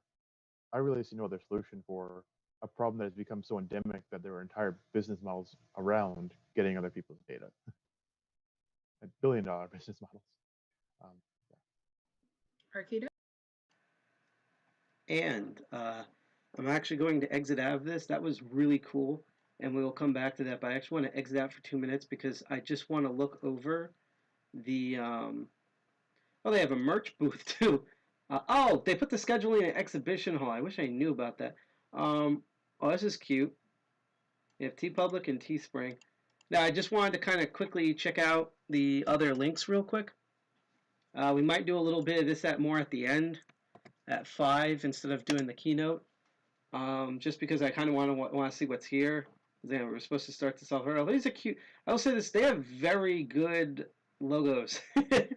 They have very good icon for you. This actually reminds me of how much I really want to like redo all of the our like storefront stuff. I might actually look into this storefront. Oh, yep, later. There we go. That's kind of neat to check out. I just wanted to quickly just see the other booths because we're going to hop into something new in a moment. And I just want to remind again that if you do like this content, because remember, it's not like you have a free pass on here because you're watching Blacks in Cybersecurity Winter Conference for free. That's one of the reasons why we're jumping around, so you don't get a full thing. You kind of get the idea of what's going on. It's kind of like Radio Statler at Hackers on Planet Earth. But if you do like what you see so far, if you want to see more of our original content, such as tomorrow, 8 p.m. Eastern Standard Time, Master of Unlocking. That's my show where I teach lockpicking and haptic open locks, as well as all the other crazy shows that are going to happen next week, as well as our meeting. I believe it's on the 19th. I want to say it's the 19th, but let me double check the calendar. Yeah, it's going to be on the 19th because for third for every month. You can click that bell, hit like, share, subscribe on Twitch, DLive, and YouTube. The comment said they're all correct. That's why data is collected today is less invasive on the surface, but it's actually more invasive. Yes, so that's the thing. Yeah, it's a little effort for the most gain. Another thing that I think that I kind of wish they would. Ooh, I'm getting a message on here. What they should totally. Oh, it's that bullcrap. What they should totally. Let me answer the stupid bot. There we go. Bye, bot. A thing that should bring up is that COVID-19, the coronavirus. I don't care if we get demonetized because we don't even make money off of this type of stuff. But it's affected disproportionately. Here's all the scheduling. Jesus Christ! I wish I knew about this earlier. Too bad I can't make the images bigger. And then there's the orientation video and crap like that. So, but it's really disproportionately affected minority groups, whether you're the working poor, such as I am, the African diaspora, which is part of what I am, Latinx, poor Asian Americans, Native people, Native Americans, especially out in reservations. That has impacted the most. And it's not like, obviously poor white people are also highly impacted, especially with the meth epidemic is being impacted by this. But we really have to highlight that, the people, again, the United States President, I have to get used to this now, former President Trump, thank God we can say former, could talk about all the stuff that he wants because at the end of the day, when he got sick with COVID, he was like having uterus genes transplanted to him so he could get like cured overnight. And like this is the type of shit that you see in the epidemic. All the poor and low people die, and basically the rich gets richer. See Jeff Bezos, who's now the ex-chair of Amazon, even though that's just a whole smoke and mirrors thing. So that is the conference schedule. Let's see if I just want to go to their booth exactly and find out exactly what they're doing here. So let's see. There's an OSINT challenge. let's see. I'm just kind of loading these links because I want to explore a bit of these at 5. Because again, normally we're going to stop at 5, but I thought maybe I'd figure out. Oh, okay, there was the deadline for the forums for that. That sucks. Yeah. See, this is what I mean. I didn't have any time to do this earlier because I'm an idiot. Saturday to 5. Okay, so we might actually check this out a little bit earlier. Real Life Asylum, yes. Yes, for those who don't know, so the same guy that made District 9, he's a white South African dude. I don't even know why I said white. He's South African dude. But he made the awesome film, which I saw in theaters with my mom, District 9. He also made a movie called Asylum, where it was like the rich upper class people live on a floating island while the poor lives on distant Earth. Also see where he probably got the idea from, which is Garganlan or Battle Alita Angel, because, you know, the whole other world with African Americans and anime. So yeah, I might do like the registration here. You know what I'm actually gonna do? I'm gonna actually copy this over to the other browser and do the reg for that. See how that goes. And then we're gonna flip over because I know exactly what we're gonna look at next. Let's see here. Today. Free range. Okay. I thought that said Fraggle Rock instead of free range socks. I thought that said Fraggle Rock. Oh, man. I need nutrition. This is bad. But no, there's going to be a cool, like, hacking Apple stuff, I believe, unless there's something else that gets my... Oh, they're using the Hacker Happy emblem. Oh, that's neat. Oh, why did this break? Well, this is fascinating. That broke. Anime is shit thing. Okay, you know, I'm just gonna leave this page up, and again, I'm gonna copy it to the new browser because this is all the stuff that we'll check out either slightly before 5 or at 5 or whatever. Because I think everything's basically shutting down. Yeah, everything's basically shutting down at 5. And then there's a Discord, which I'm gonna figure out at a later date over here, because of, you know, because as they say, like, self-torture makes you smart. So yeah, it seems to be like all the extra stuff, unless, which, ooh, here's something interesting. Okay, so there's Accenture. I don't see the aerospace village in the exhibition area. That's kind of fascinating. I figured they'd have like a booth. Maybe they're named something else. I honestly don't know. Here's one of like the sponsors. Let's see. I have Blurds. I'm gonna actually message them because I'm starting to get ideas. VMware is the spot. Oh God. This is what we use when we do VMs on the show. No, it's like, and of course, Amazon Web Services, because you can't go anywhere without Amazon Web Services because they drive everyone nuts. But what I mean by this is that, you know, I'm going to see if they're going to have something like later this year in the summer or in the winter, because I'm starting to get ideas of stuff that I might be able to like submit in. Like I have a couple cool ideas that we might be able to check out. All right, so let's see what is going on up here. So scrolling down, let's see what's currently live, if anything. May have just scrolled past a bunch of book. Here we go. Biohacking those. Here we go. So there's bombing for Apple's initial access on Mac OS and Black security executives. Now, while it's very important also to see representation in business, I don't know. I kind of want to see like the Mac hacking thing, and then at 4:30 we'll go over to Black Girls Hack. I'm actually going to jump there ahead of time just to see if there's like if it's pre-recorded or it's okay. It's going to be an actual live stream thing, so that's neat. And then we'll see a bit of that, and then we'll see if we can get into some of the other stuff later, and I can show you kind of what else was going on, and then we'll raid someone if we're on Twitch, and that will be the end of the stream. So let's see. We have let's see. Bobbing for Apple's initial access on Mac OS. Let's go and check that stuff out.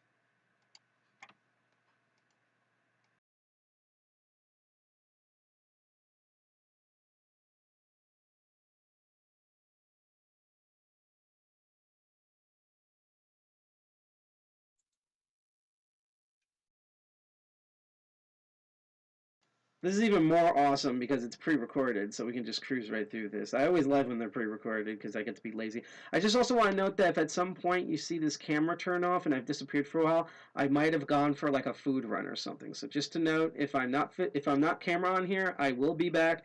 And if the camera's not on for whatever reason, I'm probably in the chat. And if you have any questions or if you want to do any comments, as Ghost has been doing all stream, which I want to do a shout out to Ghost. Thank you for watching this on YouTube. It's also nice to see that our YouTube is being, because we never know, like some streams everyone's on Twitch, then other streams are all on DLive or they're all on YouTube. Sometimes we get like half and half on Facebook. It's nuts. That's why we just broadcast everything.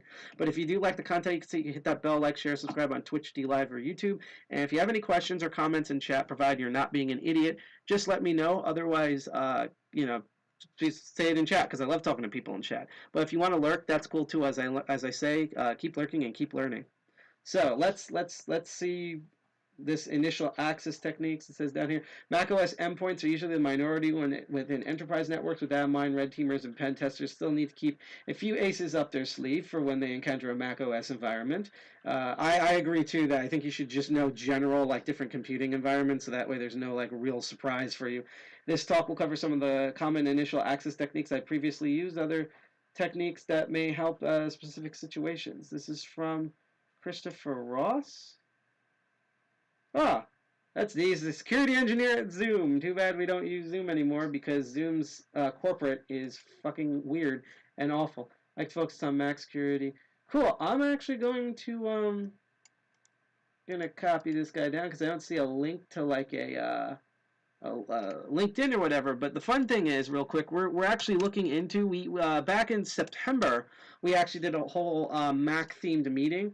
I literally have enough material to make a second to literally make a second Mac event. So I'll ask him if he wants to repeat this again, especially live, or if he has a new idea he wants to do. So that's neat. Anyhow, let's go check out this video. I might go as Ghost says, yep, get those Scooby snacks. I'll tell you this way: if you stick around to April, while we can't do it on air, Scooby Snacks for New Jersey will have a whole new meeting. but yeah, let's go. Let's see what he wants to teach us about Mac OS stuff. So here we go.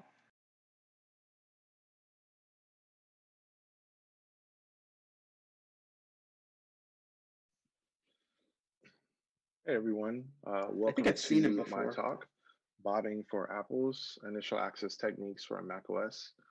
What kind of motivated me to do this talk was I know that typically as red teamers and pen testers, we have a lot of experience with Windows endpoints and working against Windows, but not much for macOS. And so I've been in the process, or been in the situation where you set up your infrastructure, your Metasploit C2 or Cobalt Strike C2, and you have a phishing campaign that you send out. And then you start seeing clicks, but they're all coming from iOS or macOS devices. And so that just throws a wrench in the whole operation because you don't have anything prepared or set up for macOS. So hopefully this serves as a kind of a primer for or introduction to macOS techniques. All right. So just a little bit about myself. I'm currently a senior offensive security engineer for Zoom. I've been a red teamer for about 5 years. And during that time, I've worked on several different projects. One of my favorite pastimes was working on the Empire project, which was a post-exploitation framework that was focused on PowerShell and Python for Windows and Linux and Mac. So I did that for a little while, but I also like to build a lot of offensive tools. So initially I started with PowerShell. That was like my first scripting language. Then I moved on to C# and some C++. And then when I got into macOS kind of security research, I started doing more Python, Objective-C, Swift, and a little bit of JavaScript.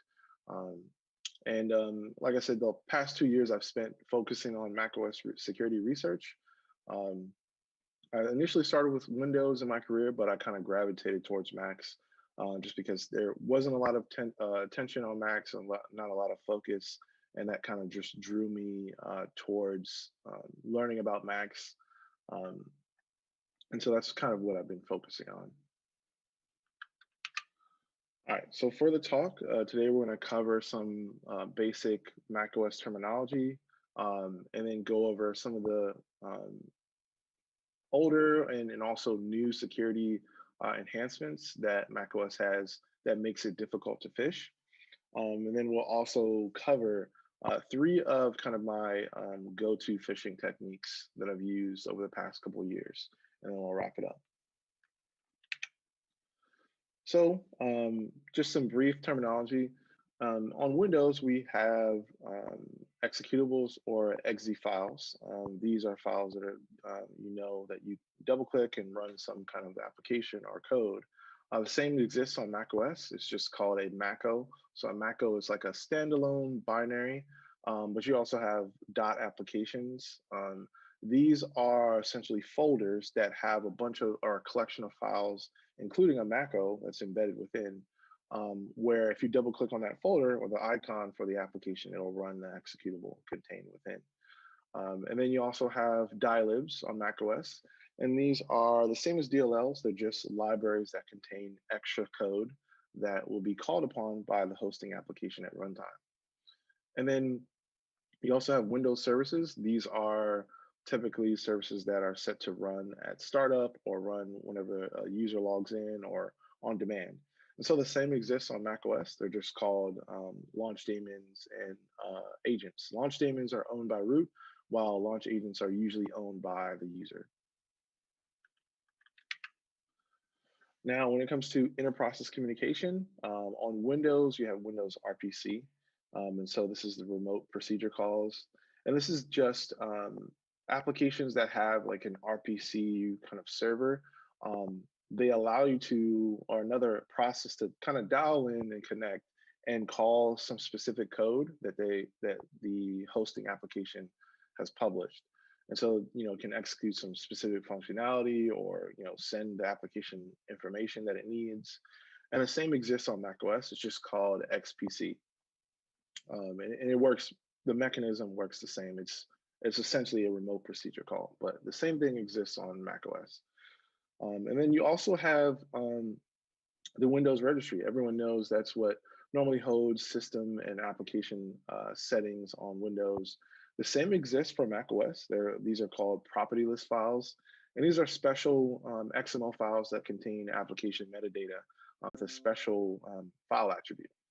And this is like an extended file attribute. It's not anything that you can immediately see when looking at the file, but that attribute is called the quarantine attribute. And what this does is this tells Gatekeeper, which is like a service that's continually running and basically controls application execution. Whenever you run an app or a file or double click it to run it, it tells Gatekeeper that this application or file came from an untrusted source. And so Gatekeeper will present a prompt to the user to basically warn them and say, hey, are you sure you trust this file to run? Like, is this something that you're sure you want to execute on your Mac? It could be a virus or malware. So just double check. And so that's essentially Gatekeeper's role in protecting your Mac. And it's a common issue because the prompts that are presented to the user are dependent on whether your application is signed or not. So one of the kind of workarounds that you can use to get by this is basically just telling the user what to do. So in your phishing pretext, like you can include, instructions that say, hey, when you're trying to run my application, you need to right click and click open. Now doing this on macOS for a quarantine file, all this does is it will prompt the user and basically ask them like, hey, are you sure you want to open this? And so, and just to note, that behavior was prior to, I think it was like 10.15, where notarization was introduced. And so prior to 10.15, a user could right click and open a unsigned app, and Apple will basically present them with a prompt that says, are you sure you want to open this? And that was it. Like the only thing that would be different would be like they would present like the warning symbol with the prompt, and that was it. Now, since 10.15 and notarization, Apple will basically block that application from running outright, even if you right click on it, it'll just say, hey, Apple wasn't able to verify that this application doesn't contain any malware. Now, to kind of touch on notarization, this is a process where Apple will essentially check your code for any compiled app or file that you provide and determine if it has malicious code or not. Really, I don't like this is a great idea, but its implementation isn't that great. There's been several security researchers that have already proved that you can upload known malware samples to this notarization service, and it gets through fine. Like it just gets notarized and it's fine, and Apple says nothing's wrong with it, even though it's a known malware variant. And this is like for Flash malware, for pretty popular malware variants that target Mac OS. It just gets right by. And so, you just start to question, like, what is this really doing? Because Apple doesn't give any insight into what notarization does. But the only advantage for you as a red teamer when it comes to phishing is that if you have a signed and notarized application, you don't have to deal with Gatekeeper, because Gatekeeper will essentially say, hey, this is all good here. There's no worries. It will just present them with one prompt that looks slightly different from the others, and I'll go over that next. So you can see on the left, this is a prompt that you'll see if your application is unsigned and not notarized. When the user double clicks it, this is the prompt that they'll see. It'll say, hey, we weren't able to verify this app doesn't have malware. Are you sure you want to open this? And then if it's unsigned and you right click on it and click open, this is the prompt they'll also see. So it's still kind of the same, but it gives, gives the option to open and run the application. But if you're signed and notarized, the user can just double click on the file, and Gatekeeper will let it pass. It'll say, hey, like, do you want to run this application? It'll give you the application that downloaded and a timestamp. And then also you notice that they switched the buttons. Now the open button is on the right, and it's highlighted by default. So that's just something to note. Now, the next security protection that's pretty common to deal with is the application sandbox. So just like any other sandbox that you see, like for Windows, basically the sandbox places the application in a special container that restricts your access to various system resources. So in terms of files, basically you're only allowed to read and write files by default inside of the special folder that's given to the application within the sandbox. And so you don't have access to like the desktop, documents, or downloads, or any other folder on the system, unless there's an exception in the profile. Also, peripheral devices, so like camera and microphone, you don't have access to those. And even then, you still need to get past the privacy controls. So the user has to explicitly give you access to the microphone and camera.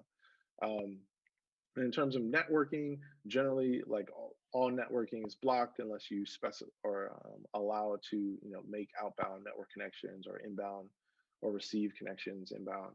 And then there's XVC services. Now, by default, every application, even inside the sandbox, can talk to these the central launch XVC service. This is the main service that's responsible for starting like every process on a Mac. Every child process is spawned from the launch service. And so that is one XVC service that you can talk to regardless of whether you're in the sandbox or not. But it'll restrict any other service. So you won't be able to connect to, just some other service you may need to talk to. Now, in terms of sandbox escapes, there's been several developments over the past like 2 or 3 years. Most of the focus has been on Microsoft Office and escaping that sandbox. And the reason is because typically when you're trying to fish for initial access and you use macros, once your macro executes, it's executing inside of the sandbox. Like you're not going to be able to spawn a process outside of the sandbox or access files that have been restricted. And so a lot of the focus has been on Office because that's a common way to, or a common payload, a common application that's targeted for access. And so there's been a bunch of developments. The main idea for the sandbox escapes has been abusing login items. So if you're able to place a file or an application in the login items that will be opened by default, on the system whenever the user logs in, it's a possibility that you can find a sandbox escape. I know initially there was some research by MDSec where they found an exception in the Office Sandbox that allowed them to create a new service. And so once that service launched, they were executing outside the sandbox. And then the other two more recent escapes were focused on adding a new login item as a zip file that unzips files in specific locations that will allow you to execute code and get outside the sandbox. So you can check those out for more information on those, but those are pretty cool escapes and they're still relevant today.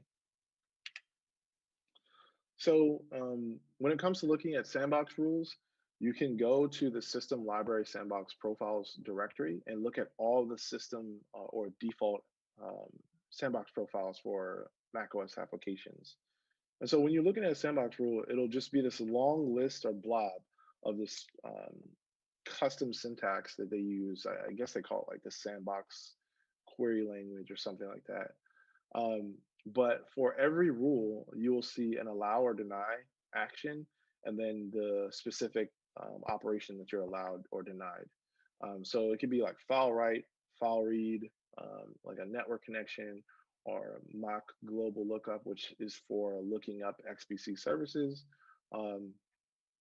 It could be tie into Apple events, but you'll basically see what operation is allowed or denied. And then beneath that, you'll usually find other, restrictions or exceptions that are exclusive to that rule. So for this one, you'll see that you're only allowed to file write to that sub path or directory library preferences audio, or you're allowed to write to this file path explicitly. So to dev dtrace helper.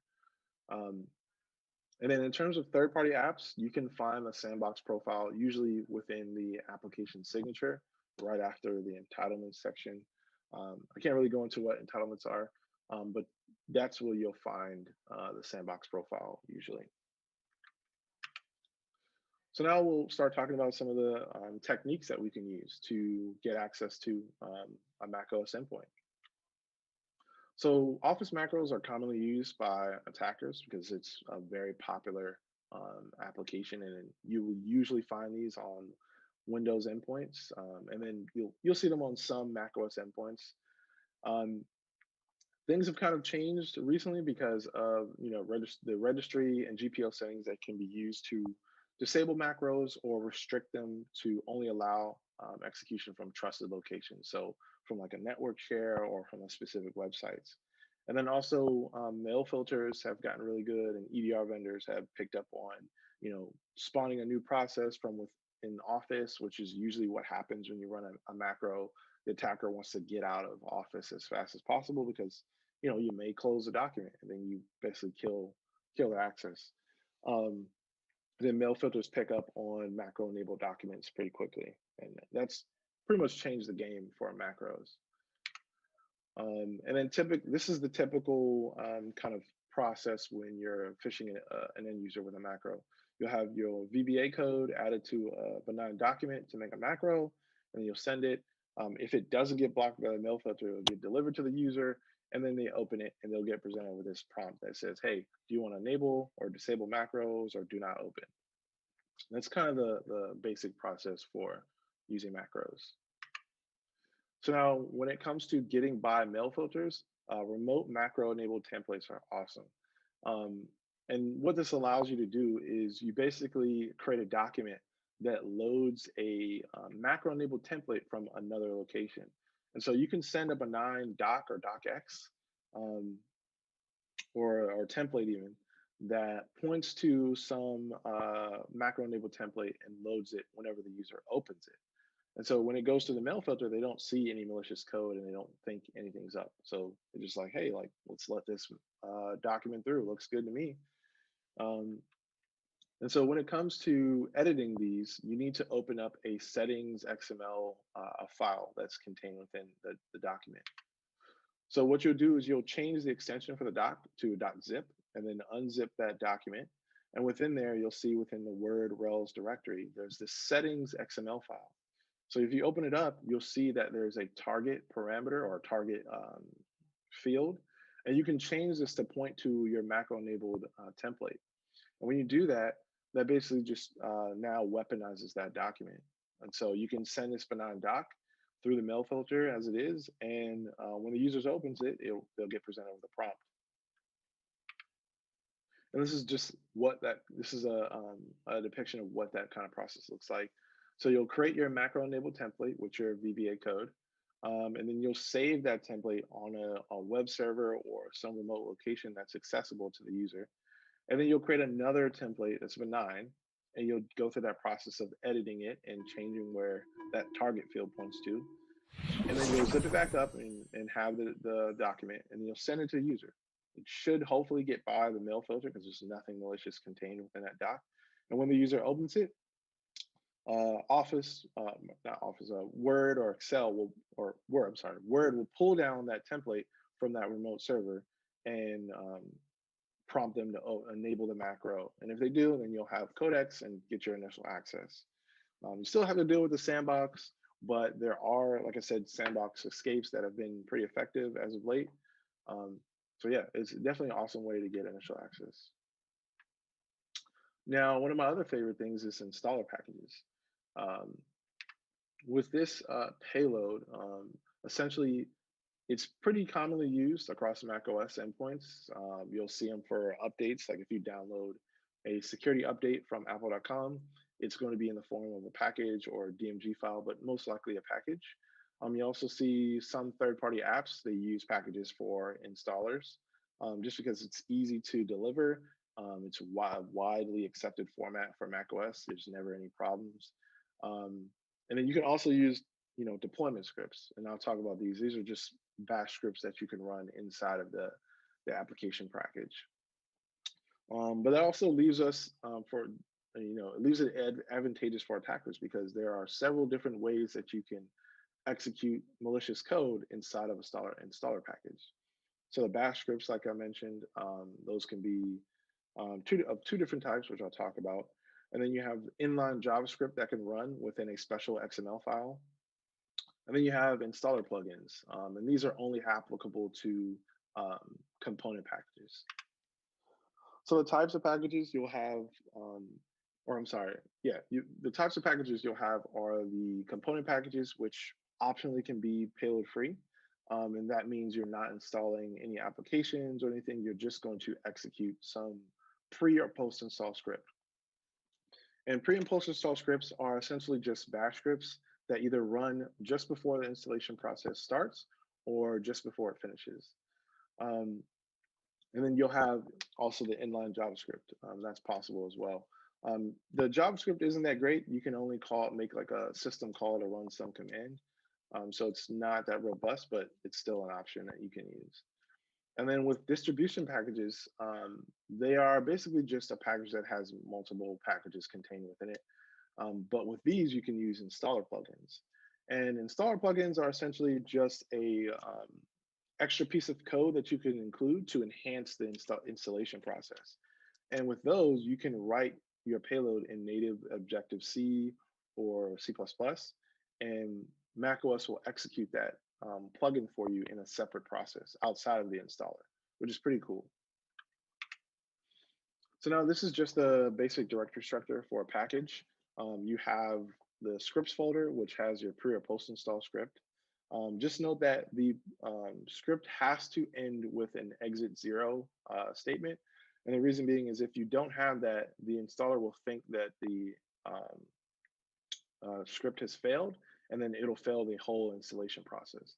And so that may throw off the user and think that something is wrong. They may contact IT or something like that. So you want to be sure to include that. And then if you do have a payload or an application that you want to install, there is a directory structure that you have to mimic for the target endpoint of where you basically want to install that application.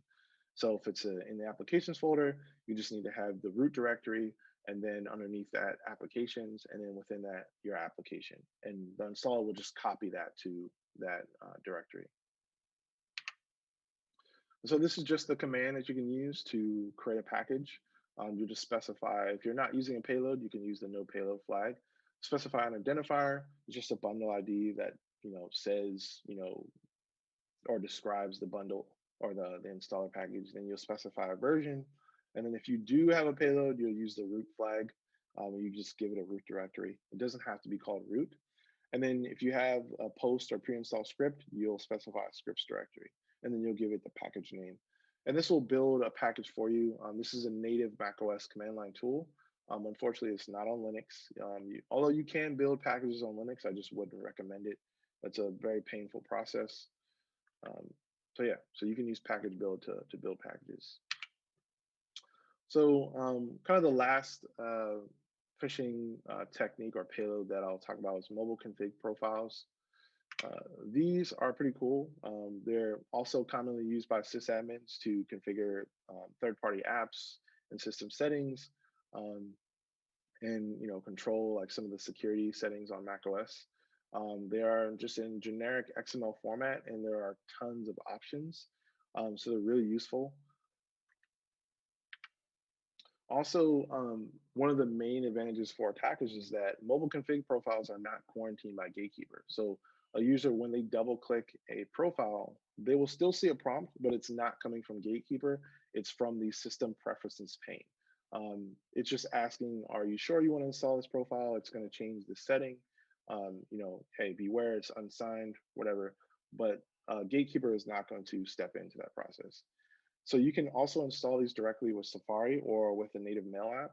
So it's pretty cool. It doesn't have to be downloaded and then opened. Safari will install it directly from the browser, or if it's through the native mail app, so just the mail application on macOS, it'll do the same thing. You can sign or encrypt these. I wouldn't recommend encryption just because you would need to already have access to utilize encryption for the profile. But signing is a great tool that actually gets you one less prompt for the user if you do sign your profile with a valid certificate. And like I said, there's tons of options that are available. Now, one specific payload can be a Chrome extension. And what this essentially does is it backdoors Chrome so that you can tell Chrome to install a Chrome extension without the user's consent and in the background. And so you'll set up your profile according to the extension install force list settings or format, and then you'll host your extension on some remote web server. And then once you have this installed, whenever the user opens up Chrome, it'll download that extension from the remote location and install it without even prompting the user. Recently, they've added some things where it'll at least notify the user like, hey, this new extension was installed, but you still won't see like a very like disruptive prompt. And they're also blocked from removing it because when they go to the extensions pane, it'll say, hey, like this extension is controlled by enterprise policy. You can't remove it. So it's pretty cool. There are also some neat capabilities, like you can proxy your browser traffic through another Chrome extension and essentially have access to all the cookies and websites and internal applications that the victim user may use. So it's an awesome kind of a feature. Also, another mobile config payload is an MDM solution. These are pretty cool because if you have a device, an iOS or macOS device that is not already enrolled, you can essentially compromise their Mac and take control without even introducing a new binary or having some kind of like interpreter payload or anything like that. You just send them a mobile config profile that's set up for enrollment, and then they'll enroll their Mac, and then you basically control like all of the security settings. You can push installer packages to eventually launch some kind of payload, or you can send like a Chrome mobile config profile to backdoor Chrome silently. So it's pretty cool. And it's pretty easy to get an MDM server set up and get a cert. All it takes is $20 to get the cert because you have to purchase the server app from the Apple App Store. But once you do that, you can easily set up your own certificate and use that with like micro MDM. So this is just a quick graphic to show like the process of backdooring Chrome with a mobile config and getting it to install. So you'll send the victim user mobile config through email, or you'll send them a link via browser, and they'll either download it or install it directly from Safari. And then they'll get prompted And this is the prompt that I was talking about. If it's unsigned, there will be 2 of these prompts. If it's signed, it'll just be 1. And so they'll see, Apple will say, hey, like, are you sure you want to install this profile? This is going to change the following settings. And you can even preview the profile and see what the contents within. Now, if you do encrypt it somehow, then when they do show profile, they can't actually see what settings are on there. And so once they install the profile, it'll configure Chrome and set that extension install forceless. And so the next time Chrome opens, it'll go and pull down your extension and install it. Another neat thing is that if something happens to your payload and it crashes or it doesn't work, Chrome periodically checks for updates. And so you can update the code that you host remotely, and Chrome will reach out in about 4 or 5 hours and download that extension code and install it. So it's pretty cool. It manages persistence for you already. And that is it, folks.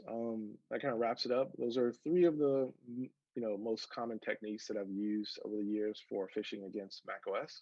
If you have any questions, you can find me on Twitter at Exorier, or you can find me in the BIC Slack at Cross, or you can send me an email. I check emails regularly.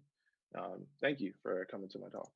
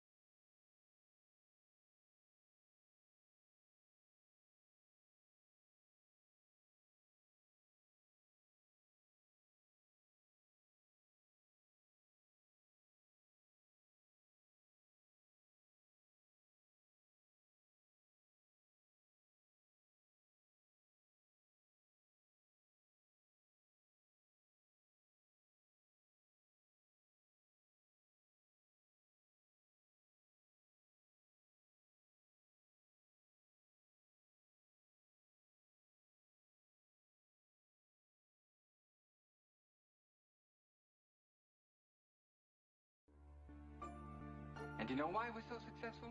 Why, Johnny? Tell us. Because we're diversified. Diversification. Revival means restoration of life, consciousness, and strength. And fittest means qualified or competent. Revival of the fittest is the dopest shit you've ever heard. I'm Marcus D. Welcome to my debut album.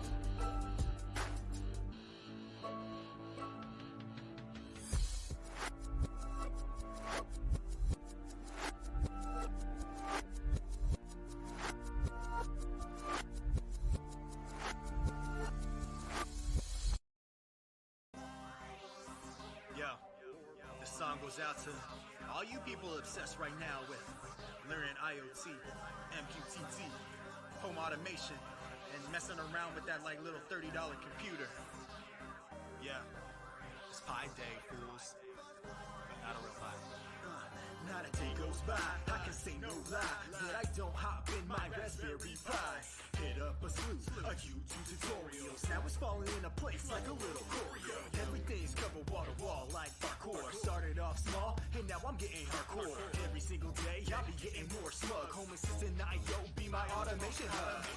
And let me set things straight. No keyboard or monitor, I SSH. Yeah, you can't see me when I encrypt all my traffic through my VPN. You wanna try and track me, then be my guest. You couldn't find me even with my DNS. If you really want to, I will be direct. When I do not catch these hands, is the address. Do your research, that's what you'll get, man. Working on my music anywhere like a jet. Man, so fly to be so close by. All my files anytime, just cause these code lines. My syntax layout, strong like Snorlax. But you will never get this like your name, Borat. If you bout that life, do it for the pie, man. Gotta rep the pie till you die, man. Do it for the pie, do it for the pie. It's not a real pie, so please don't eat it. Do it for the pie, do it for the pie. It's not a real pie, so please don't eat it. Do it for the pie, do it for the pie. It's not a real pie, so please don't eat it. Do it for the pie, do it for the pie. It's not a real pie, so please don't eat it. Oh no, the night's out. I'm about to turn yo lights out because it's past 10. Own tracks as we're home, so the lights turn off from.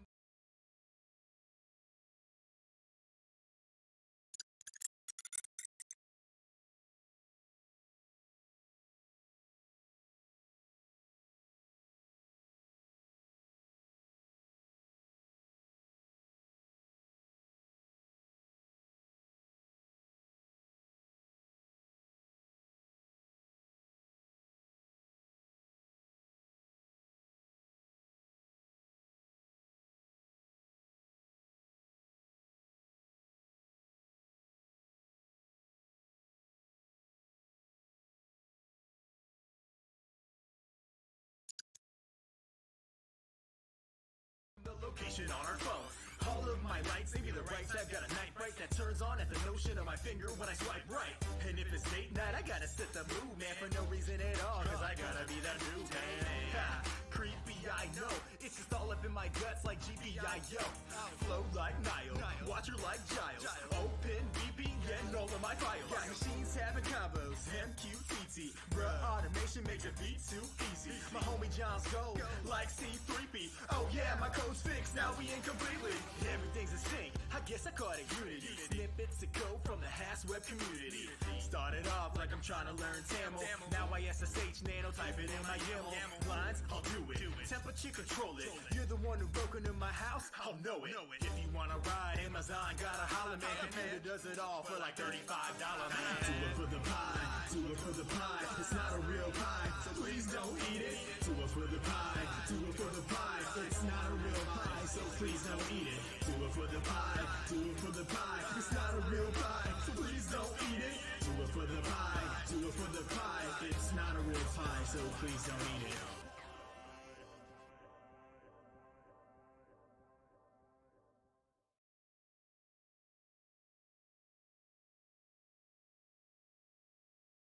Girls Hack. Basically, what's on there at this point is all of our capture the flag competition practices. You can find all of our Friday night labs on there, as well as I guess the later portion of our CEH study groups. So like I said, we have a CEH study group, which we offer. I think it's on Monday nights at this point. We have another one that's starting up again in March, and then we're about to start up another Security Plus study group on the 20th of February. So Security Plus is pretty much an entry-level certification for anyone who's trying to get into cybersecurity. So regardless of which domain you decide to get into in cybersecurity, I would suggest getting started with a Security Plus. There are also like some other programs that some of our members do, such as like an accountability group for Security Plus to help you to help hold each other accountable. One of our members, Crystal, she runs that. So we have a lot of programs to try to address some of the the concerns that people have when they're trying to get into cybersecurity. So what other questions can I answer for you? Capture the flag practice. Yes. So capture the flag practice is basically an intro to capture the flag. So we tend to work with primarily two platforms. Our past write-ups are on our website. But capture the flag practice is basically, how do you go about approaching different types of questions? So today we had capture the flag practice and we talked about password cracking. So just using different methods to be able to, if you have, for example, a hash, which is a one-way encryption, just trying to figure out, because you can't decode it, finding out different ways to try to, match those to figure out what the original plain text was. So, we went through some different approaches today using internet sources for various hashes as well as command line tools. And we also do, so we do those on Pico Capture the Flag, and then we also do rooms in Try Hack Me, which are set up as capture the flag type competitions just to show people like, what is the general approach to solving some of these problems. So like you may see some cryptography, you may see some stenography.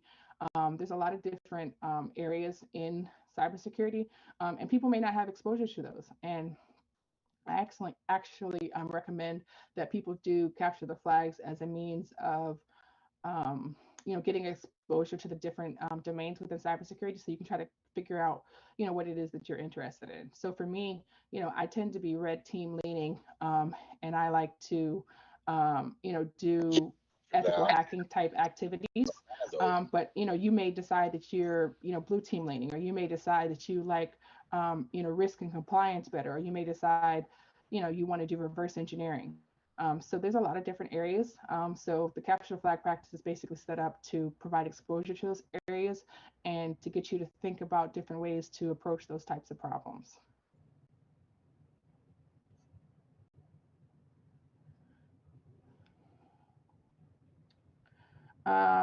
Any books that I would recommend for entry-level learning? So I tend to like books like Tribe of Hackers, which talk about how people got into the industry. I also tend to look at different types of stories. Like there's a book that's about Stuxnet and how that started. I also read I've read Ghost in the Wire and some of the other books on how some of the most notorious hackers either got caught or got caught up, or just what they were interested in. So I tend to read stuff like those. I also started reading recently a lot of books on pen testing. So there's a guy on Twitter and Instagram that I follow. His name is Philip. He just came out with a pen tester book. I think he had a talk on in the BIC Winter Conference earlier today. But that's some of the stuff that I read. But I would definitely recommend that you as much as possible, read to find out different information. I also am reading a book about women in cybersecurity, which is really interesting. Just because, like I said, I want to try to work on representation as a part of what Black Girls Hack is doing. And so, you may see if you follow us on our social media, we've been doing a couple of campaigns, one to showcase Black women and men in the cybersecurity space or in the STEM space who have been doing, big things that have tried to pave the way for us to be able to do what we're doing now, which is, operate in the cybersecurity space. And then also, we've been doing another campaign for kids, which is to showcase, how exposure to STEM in K through 12 can, prepare you for a career where you can make, powerful impacts into society.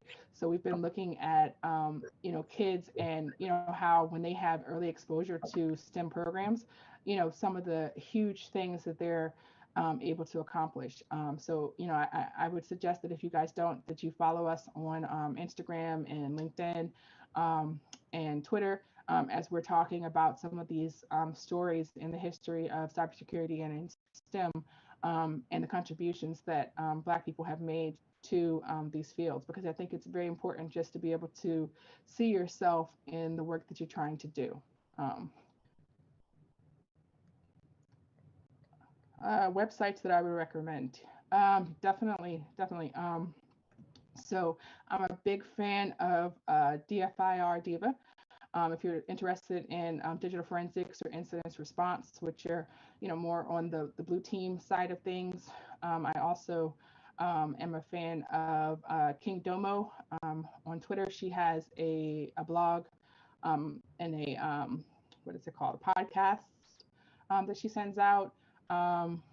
Let's see, a lot of great resources I get from, there's a woman, her name is Chantel. She goes by Root. And she was one of our Feature Friday people, but she has a lot of great resources in her link tree. And also, I think it's either AppSec or IPSec is a great tool for if you're looking towards taking the OSCP, just as far as the way to approach those. He has an index so that you can actually take a look at specific points in his videos which talk about something that you're interested in. So if you're trying to, work on buffer overflows, you can go to the specific, minute in the video where you can find out, about that information. So I think that's definitely dope. There's also a woman, I can't think of her name right this second, but she writes up OSCP write-ups for boxes. And she does an amazing job on that. I will tweet that out on my Twitter later today when I go find it. But those are some of the websites that I check out. Also, we have some good friends over at Cover 6 Solutions. They've got a great blog as well as great training that I recommend if you can, fit it into the budget. But those are some of the things that I recommend. What other questions can I answer for you?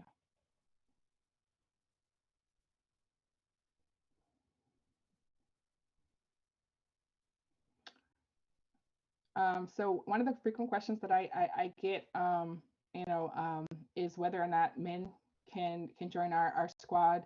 Some of our most active members are men. So they are all welcome to participate. Like I said, we don't discriminate in any of our offerings. We wholly welcome anyone, who wants to come and hack with us. We are just definitely about trying to increase the number of Black women in cybersecurity, and that's what our focus is. But anybody is welcome to join us. Sure. So anyone is welcome to join us. So the next question I see is how we got involved with Black Girls Hack. So Black Girls Hack actually was created in 2019 as a way of just sharing information about trying to get into cybersecurity. So as far as resources, you'll see that we post a lot of, hey, there's this free training going on. Hey, there's these free workshops. Hey, there's these opportunities for learning. Because like I said, I think financial aspects are a big barrier to entry into cybersecurity. If you're looking for a training course for, for example, the CEH, they may want to charge $4,000 or $5,000, and this is not even like for a college course or something. This is just a training course so that you can take a certification, So what our goal is to try to provide some of those resources so that people can try to be able to get into cybersecurity and be able to operate, and it kind of grew from there. So when we like I said, we started just as a blog. I mean, just as a Instagram page to share information, and it kind of grew from there because the things that we're trying to do. Someone said to me, maybe towards the middle of last year, they were like, "Hey, you should really turn this into a nonprofit and sign up for these types of grants because they are available for people who are trying to do the things that you are trying to do and trying to operate in the spaces that you are." So towards the middle of last year, we started the process of setting up in Virginia as a nonprofit corporation, which was done, and then we also are going through the process of getting our 501c3. So that's been applied last year. So we're just waiting for that decisioning. But since then, like I said, we've grown. As you can kind of see, like our trajectory over the past few months. We've gotten like some partnerships with some pretty awesome people who are providing opportunities to our squad as far as free training.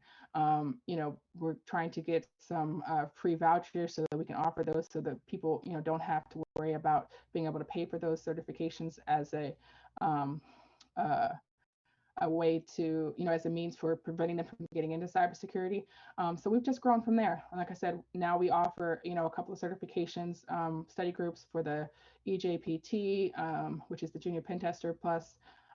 Junior Pen Tester exam. We offer Security Plus, and we offer CEH, but we're going to be expanding those offerings in the next year to offer some of the other cybersecurity certifications, such as the OSCP, the CYSA, and like the Pen Test Plus. So those are some of the things that we're doing.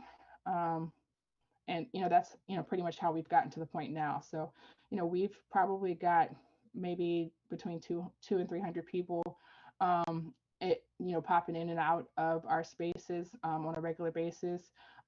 We've got a lot of followers on our different social media platforms. So there are a lot of people who provide support to us, just as simple as retweeting the things that we're putting out there, or sharing or commenting or interacting with us. All of those things help us to be able to get visibility so that we can bring more services. Because like I said, my goal is to try to have some parity in cybersecurity so that it looks like society does, just in both in terms of gender and as far as color. And Alsh definitely rocks out with us on a regular basis, and he is definitely a male. So like I said, we welcome anybody who wants to come out and learn.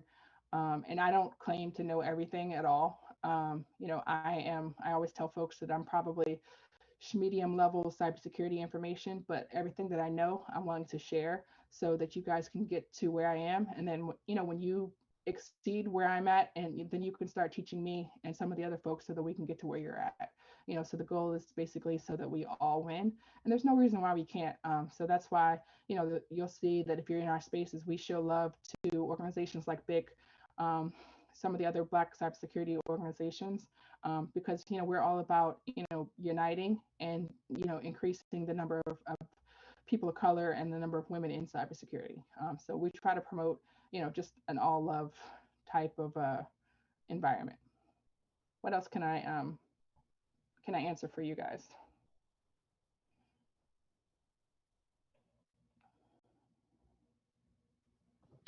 How are you able to get people to go past the imposter syndrome?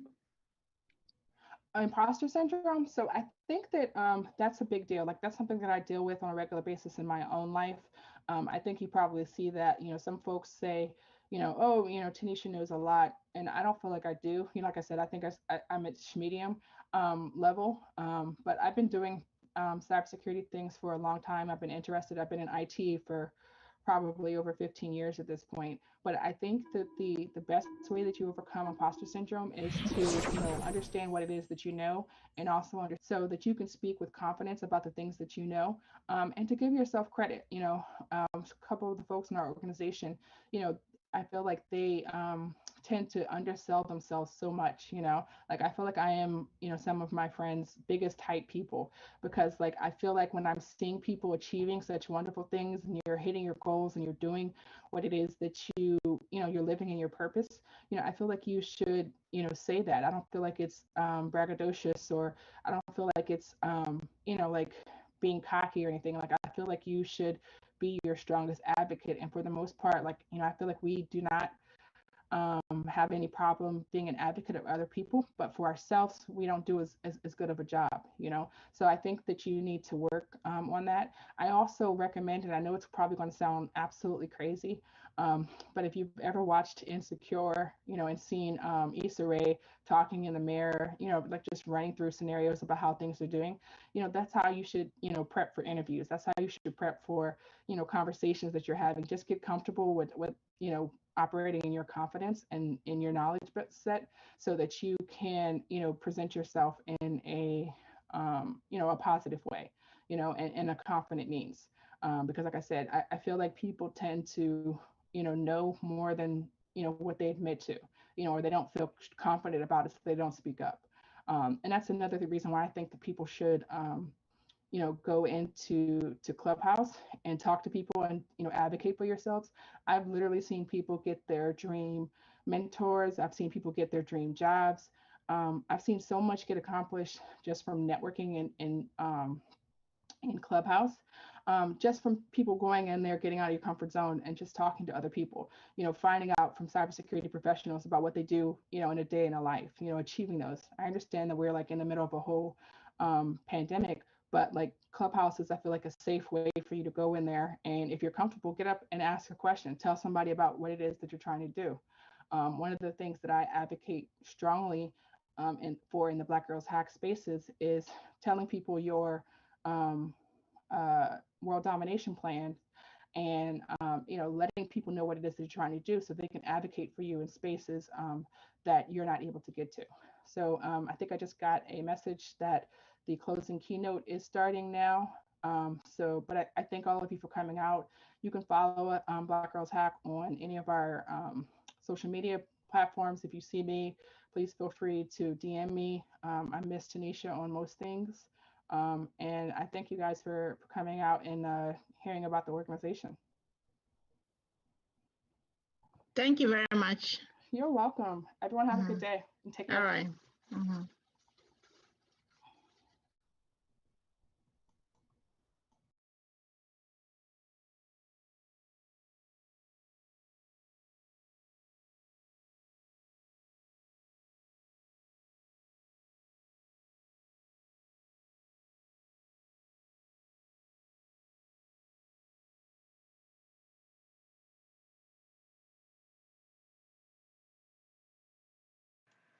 And I think what they did, they have a weird system here for the con where they, it's basically everything rolls over. So what happened is that, which I'm now trying to rectify here. Yeah, it did that, where it jumps to the next thing and the only next thing is the closing keynote. I will say that just because of the nature of what's going on here, that we are not going to do the, brain's dying. We're not going to do the keynote, so your connection is timed out. Oh, is this at a... Let's see here. Let's try the retry, because I'm curious, because they probably also ended this too. I just put this on a page just to do that. But yeah, that, so unfortunately, if you didn't have the link to get in the Black Cybersecurity, again, we're not doing the keynote. They didn't request for us to not do the keynote. I just think that because keynote is such like a big personal thing that I would consider that would be something that Blacks in Cybersecurity would want to have an exclusive, to their convention. So that's why we decided not to. Plus, we have to actually take a break at one moment. And, we have someone from who's Turkish in the chat. Neat. Well, thank you for watching that. And that's pretty much it. I'm going to try to do some exploration stuff in a moment because I'm actually setting up for something else right now. That's really funny on a page that everyone here can't see. And this should also be funny because this is like the weirdest CTF sign-up system I have ever seen in my life. Oh, man. Yeah, and this is one of the reasons why I also like dual screen, because you guys can't, all you folks out there can't hopefully see what I'm doing right now. Not that it's like any real sensitive information or anything, but it's just nice to know I can manage between two different screens here. Let's see, will it accept this? It mostly accepts that. I'll do that. I wonder if it's going to screw over right here, though. Ha ha ha ha. Ha. So that's why you can't get into this thing. At least I can bring up the scoreboard here. So that's good to know. Let's see what happened with the other page. Basically what we're trying to do is I want to see if we can get the aftermaths of any of the CTFs.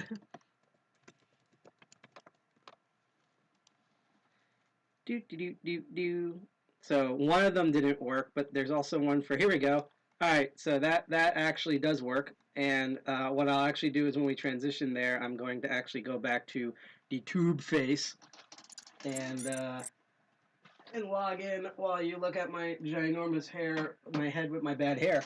But yeah, so yeah, that was the Black in Cybersecurity, aka BIC, which that makes me laugh. Like seriously, when they do their meeting, I am very tempted to actually dress as the BIC mascot and show up with like a giant pen and be like, I am here for the BIC meeting, because I think that's just amazing. Like, I very much enjoyed that.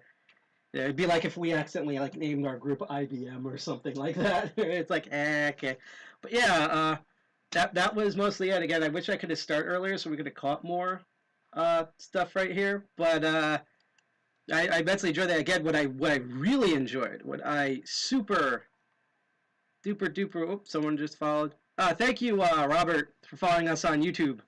Thank you very much for that. You will get update notifications for when I go live tomorrow, as well as when we do our other. Wow, my jeez, I need like a lion tamer instead of a hairdresser. But when I go live tomorrow, when our future shows happen, and when our meeting happens on the 19th this month. So, which next week's going to be nuts, by the way. Next week, holy crap!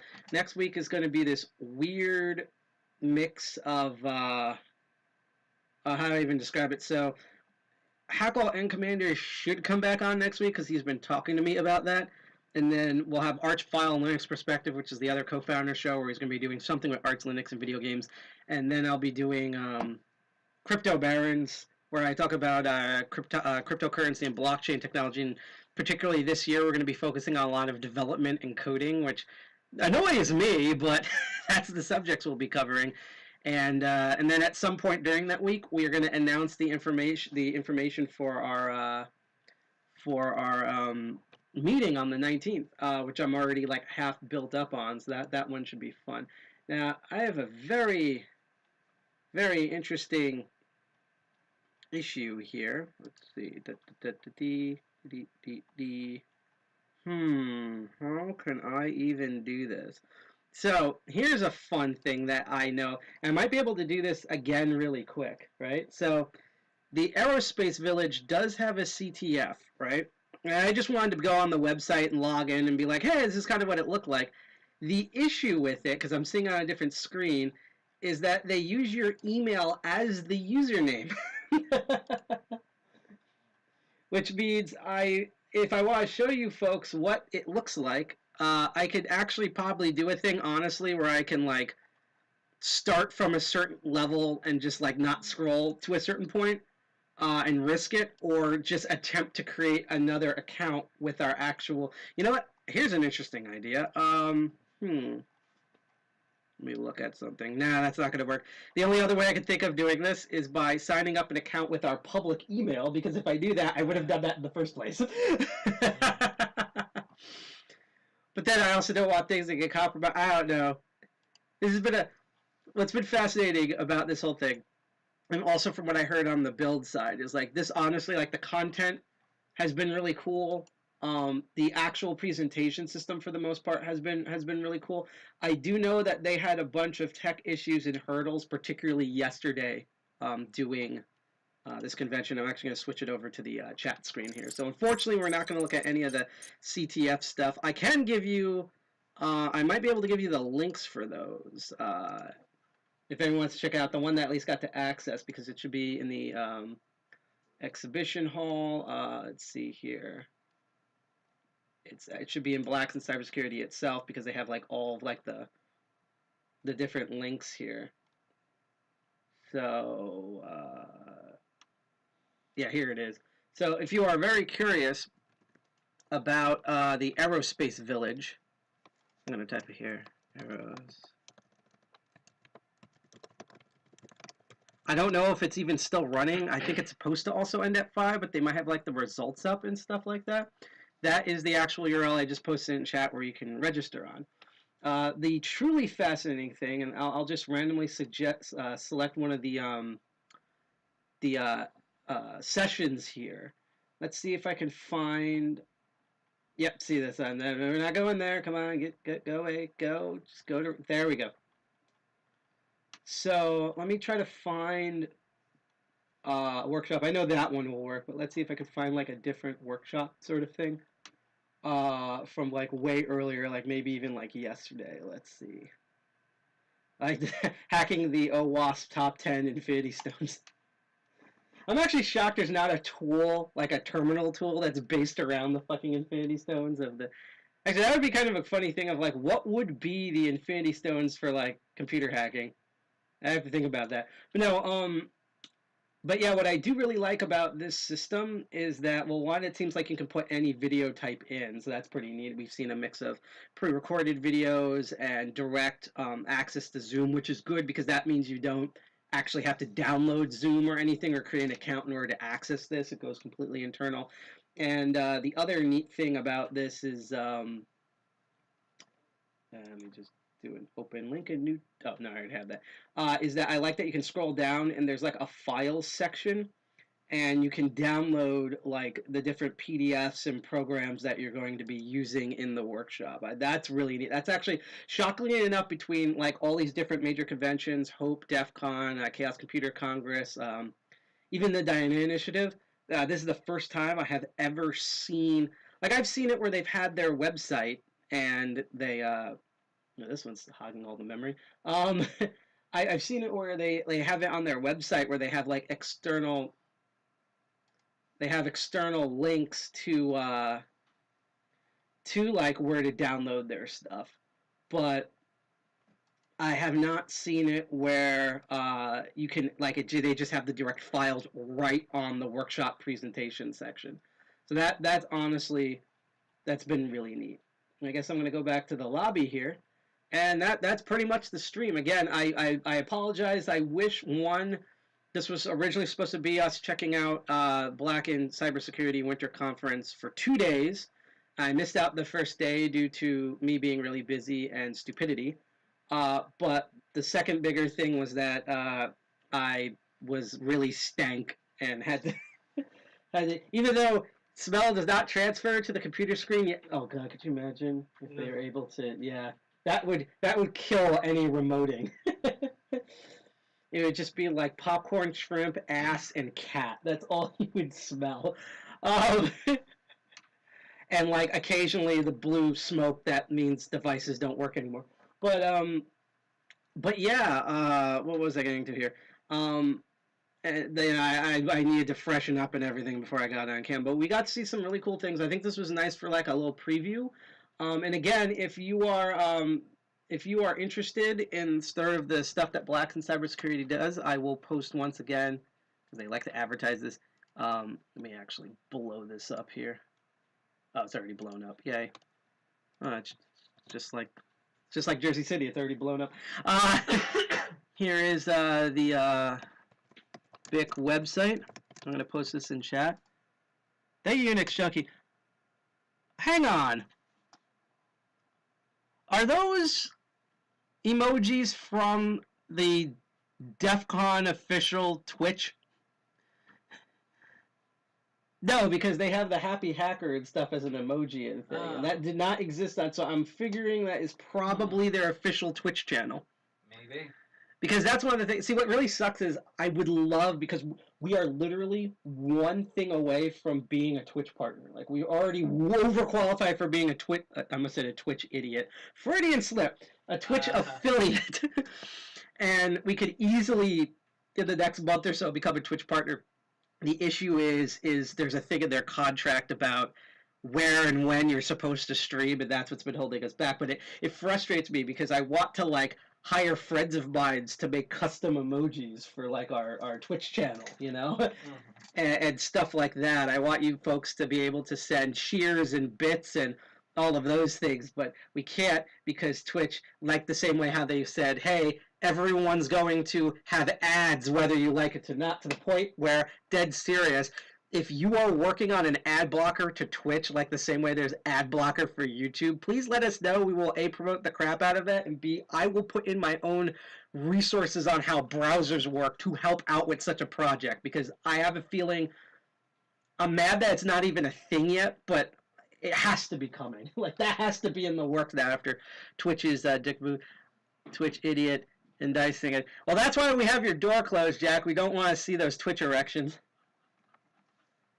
For that exact reason. I already hear weird sounds coming from your room anyhow, so the less we get banned from, the better. So anyhow, what we're going to do at this point, basically, is, again, if you want to know, I'll post it one last time. Here is the link to their website. I'm pretty sure they're going to have, like, either tinier things or similar things like this winter convention, but, like, later in the year. I'm going to have to reach out to them because I would love to contribute something for this, and I would especially like if I had, because this was just poor timing. Not on their side. They did great. They advertised this early. They got the word out and everything. It was my end. It's my fault that I wanted. But if they do something again in like the summer or like the winter, even if it's like June when we're supposed to hopefully go to PAX East, I can easily, like, I want to contribute something to this, especially letting, like, hey, if we can't do the physical, let's get minorities, digital divide, and people of color together for a physical conference. I can at least, like, I don't know if I could do this at the city level. That would be very fascinating, but, like, at least on our end to, like, get it out to people who live in Jersey City and who live in Newark and other parts of Northeast New Jersey that, hey, this is a thing. All you need is a web browser or a phone, and you can go experience this. So that will be pretty neat. I'm just going to leave it here on their I'm just going to leave this here on their little landing page, and now we're going to go to the Twitches and see who is streaming now, because I have an odd feeling either everyone's going to be, everyone their mom is either streaming right now, or no one we know is streaming. If there's no one that we know is streaming, then we will go attempt to look for someone who might be streaming. And wow, I have no idea what's going on with the internet bandwidth today. I have no idea if it's probably honestly a combination between our internet, Google Chrome, and all this feed loop stuff that they're running. That's my hunch. Because it did dip down once, but thankfully our stream stayed connected and all that good stuff. But man, is it really taking a piss out of the bandwidth here. Holy shit. Come on, you can do it. Don't make me do this through the... You're going to make me... Okay, that's fine. All's fair in love and war here. Here we go. Alright, so what we're going to do instead, because it is DEFCON 201, meaning we are super elite hacksaws who know everything about technology, thus nothing works, is the phone. This is somehow my phone dies. I'm just going to be like, well, I'm at least glad I got to see the convention. Because it would truly be a lost cause for me after that. Alright, so let's see here. Who is currently on here that we can raid? Raiding, by the way, and I already just saw one candidate, is where I type in a command, and then if you are on Twitch, you will be sent over to that. I wish YouTube also had this function. The only function that YouTube really has is you're supposed to be able to, like, set up, hey, we are going to be streaming and people can RSVP for it, and then it happens. And I'll put it this way. I have a feeling that they designed that because they expect you to direct RTPM stream to YouTube. I have not been able to make it work with our streaming service. It might actually work. I'm actually going to reach out to our streaming service and be like, hey, has this issue happened before? And if so, how did people get this to work? And then maybe it actually does work. But we're going to see this. You know, so there's a really popular kind of person who's streaming right now, but I just saw something where, you know, it's not hacking per se. I mean, it's hack and slash. But if I could see this correctly, I'm going to, I think, rate us on something that is at least generally relevant to what we are showing right now. Yeah, that'll work.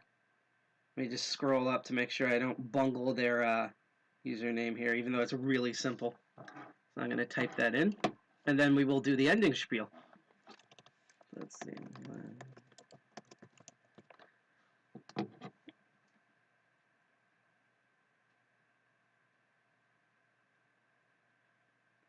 All right, so let's get this prepped.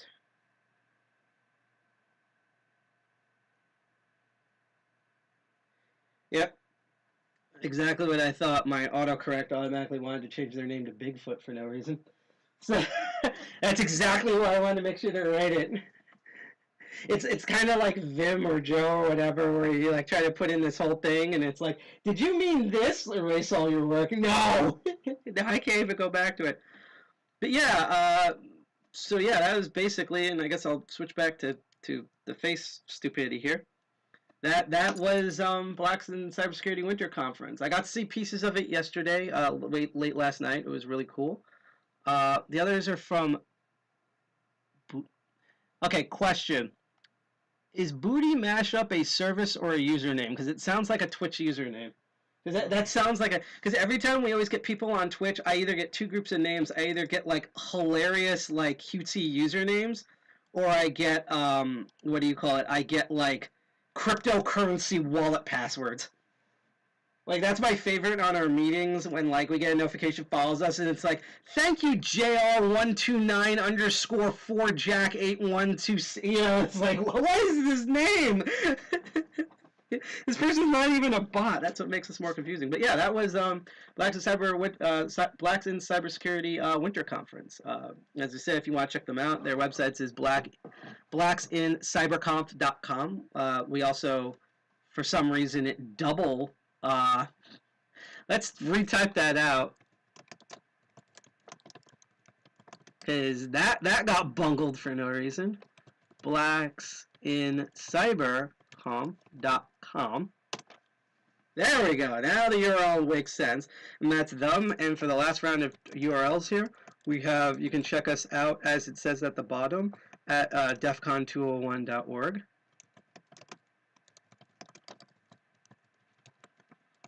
Also, I'm sorry if you're getting motion sickness by the camera moving back and forth. It's because this is a gaming laptop, so of course they're like, yeah, no one's going to be actually typing on this thing, so that way your screen can just wobble back and forth and just cause you to puke while you play video games, never mind doing everything else. Oh, they do music mashups. Neat. I have no idea if they, I'll go search for them on like DuckDuckGo or something, so I have no idea if they have like an account or whatever, but I'll look them up because that should be pretty neat, especially if they have anything that is not like DMCA-able. I will totally play that on the stream. And of course, we also have our 4-year anniversary coming up next month, and I'm already lining up potential music entertainment for that, so stay tuned for those announcements. And what I'm doing once again, like I did in the beginning, is we have a link tree. Soon it will be on our actual website that has a nice list of all the places you can stream from, such as if you're out there on Twitch, D-Live, YouTube, Facebook, or the Diode instance of Peer2, or you're elite and you're actually watching YouTube via NVIDIA's through Tor, which means like you are the elite hacksaw, as well as all of our other social media, where you can find us on Instagram and Minds and the hostducks.social instance of Mastodon. Why is my nose itching again? Our .onion, which is really neat because it has a lot of like cool Onion Hacker Elite resources, things like that. Neat. Okay, cool. Thank you, Unix Junkie. I like the elite speak there with the one. I will go check that out later. And again, if you liked what you saw today, I know it wasn't the best content because I'm an idiot and this was so last minute on our end. Not that, again, I want to reach out and thank Blacks in Cybersecurity for giving us a user key in order to see their conference, to preview it for you all. I know a lot of people, similar to our situation, didn't get tickets, so we wanted to at least show a nice preview of what it was like. And it'd be really neat. So thank you for them for allowing us this opportunity. We will do tons better in the future. In fact, I can tell you right now, we plan on doing this type of streaming like what we did with this, DEFCON, Chaos Computer Congress and stuff.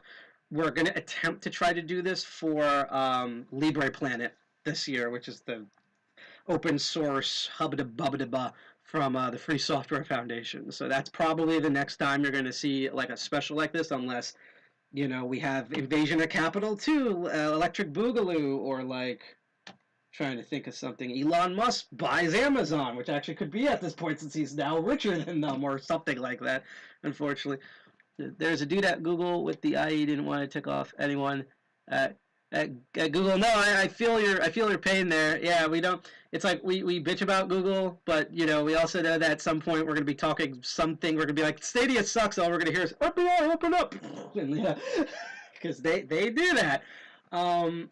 But yeah, I just want to reiterate as we kind of wind down here. I want to thank everyone at Blacks in Cybersecurity for giving us this opportunity to look at their convention. I hope you kind of got a little preview of not only what their organization's like and kind of how we stream things, even though I did it really poorly today, but also of just like, you know, our plight out there with, you know, I'm half African American. I'm part of that diaspora, as they call it.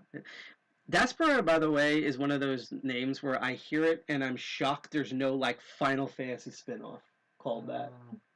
Like, Diaspora Ed Ignum Final Fantasy 39, even though it's the first game.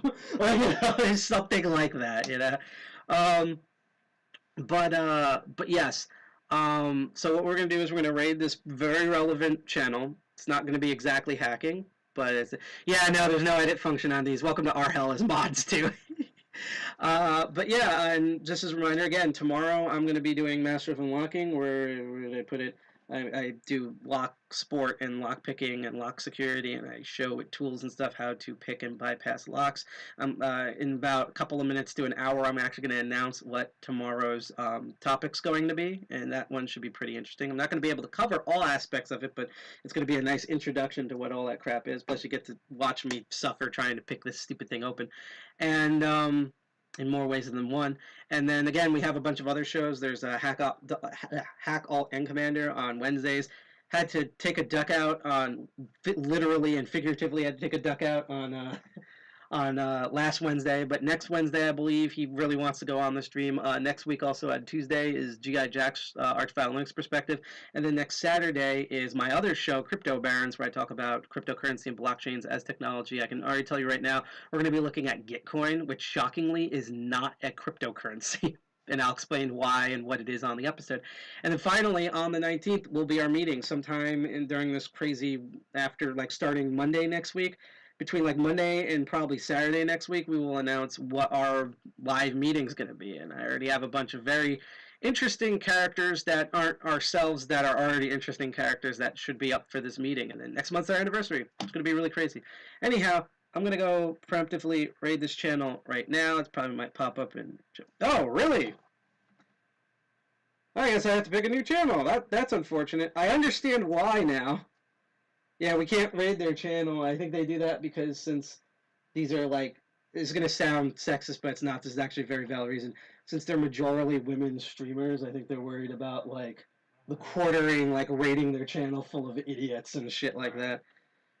You know, because some channels do that. It's just like, I kind of wish that Twitch would actually, like, put, like, a physical label on a channel that lets you know if you can rate it or not. So that way you don't have to, like, do what we did. We just hyped up something and then find out the hard way that that's not happening. So, yeah, so unfortunately, we could host their channel later. I'll definitely host their channel later. But let's see who else we can do here. I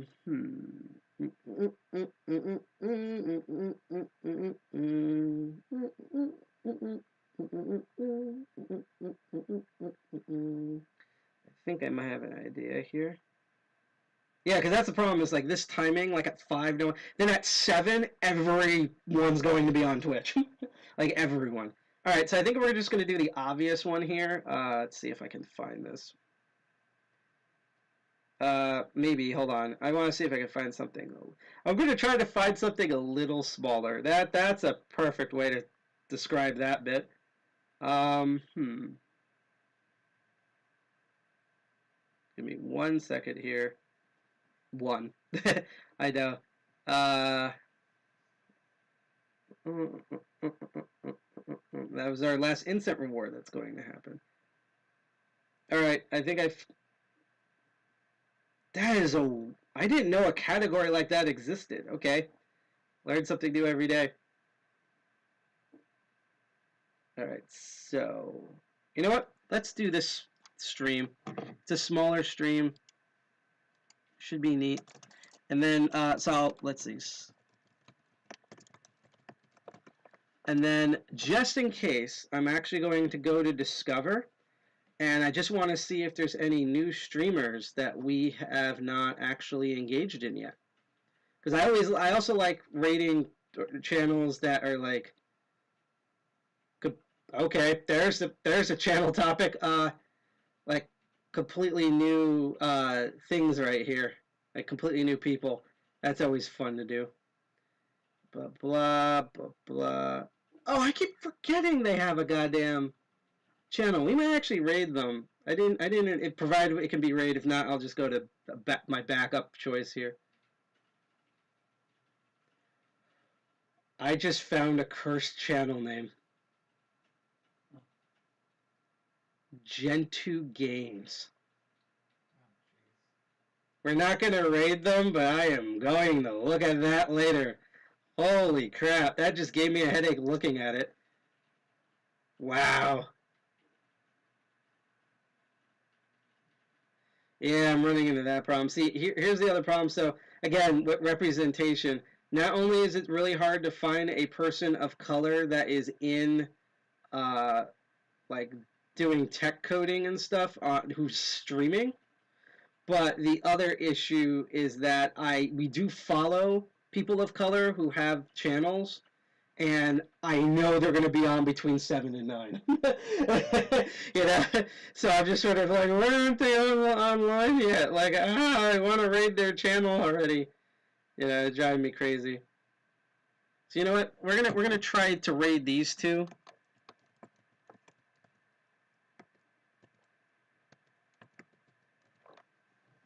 And we'll see how it goes. So I'm going to just do the quick ending spiel, and then we will raid during the nice music outro here. I just want to type in the first one here.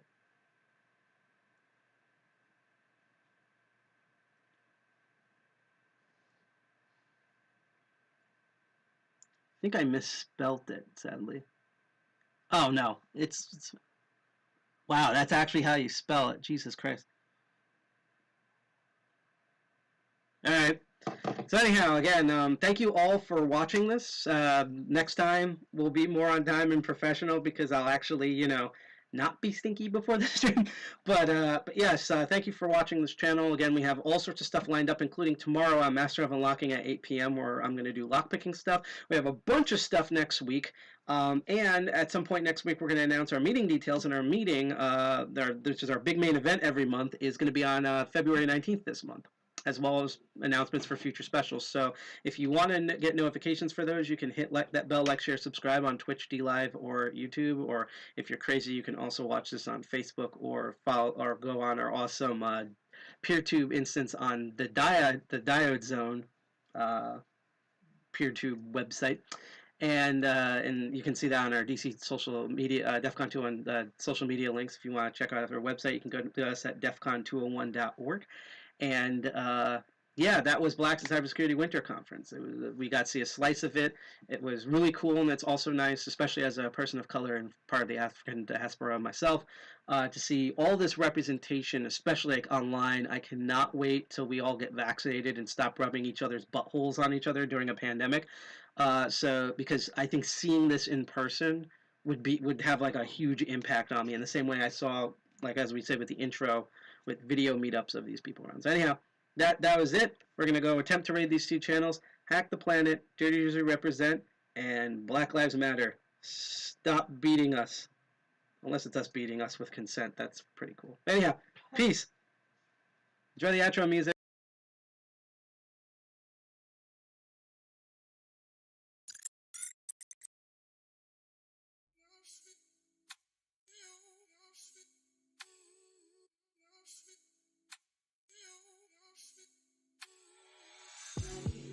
This one's for every beautiful has-been. The loves of past, future, and my present, presented to me delicately pressed into a memory. I can feel the brush inside my mind, painting what one might look like lying on the sofa and another just plain lying, a previous me crying for lack of proper goodbye. And it's also for you, every person with has-beens. You who filed old emotional baggage into recycle or trash bins. Which one goes where? I guess it depends on where it ends, if it ends. If there was ever really a chance that it's the end of summer,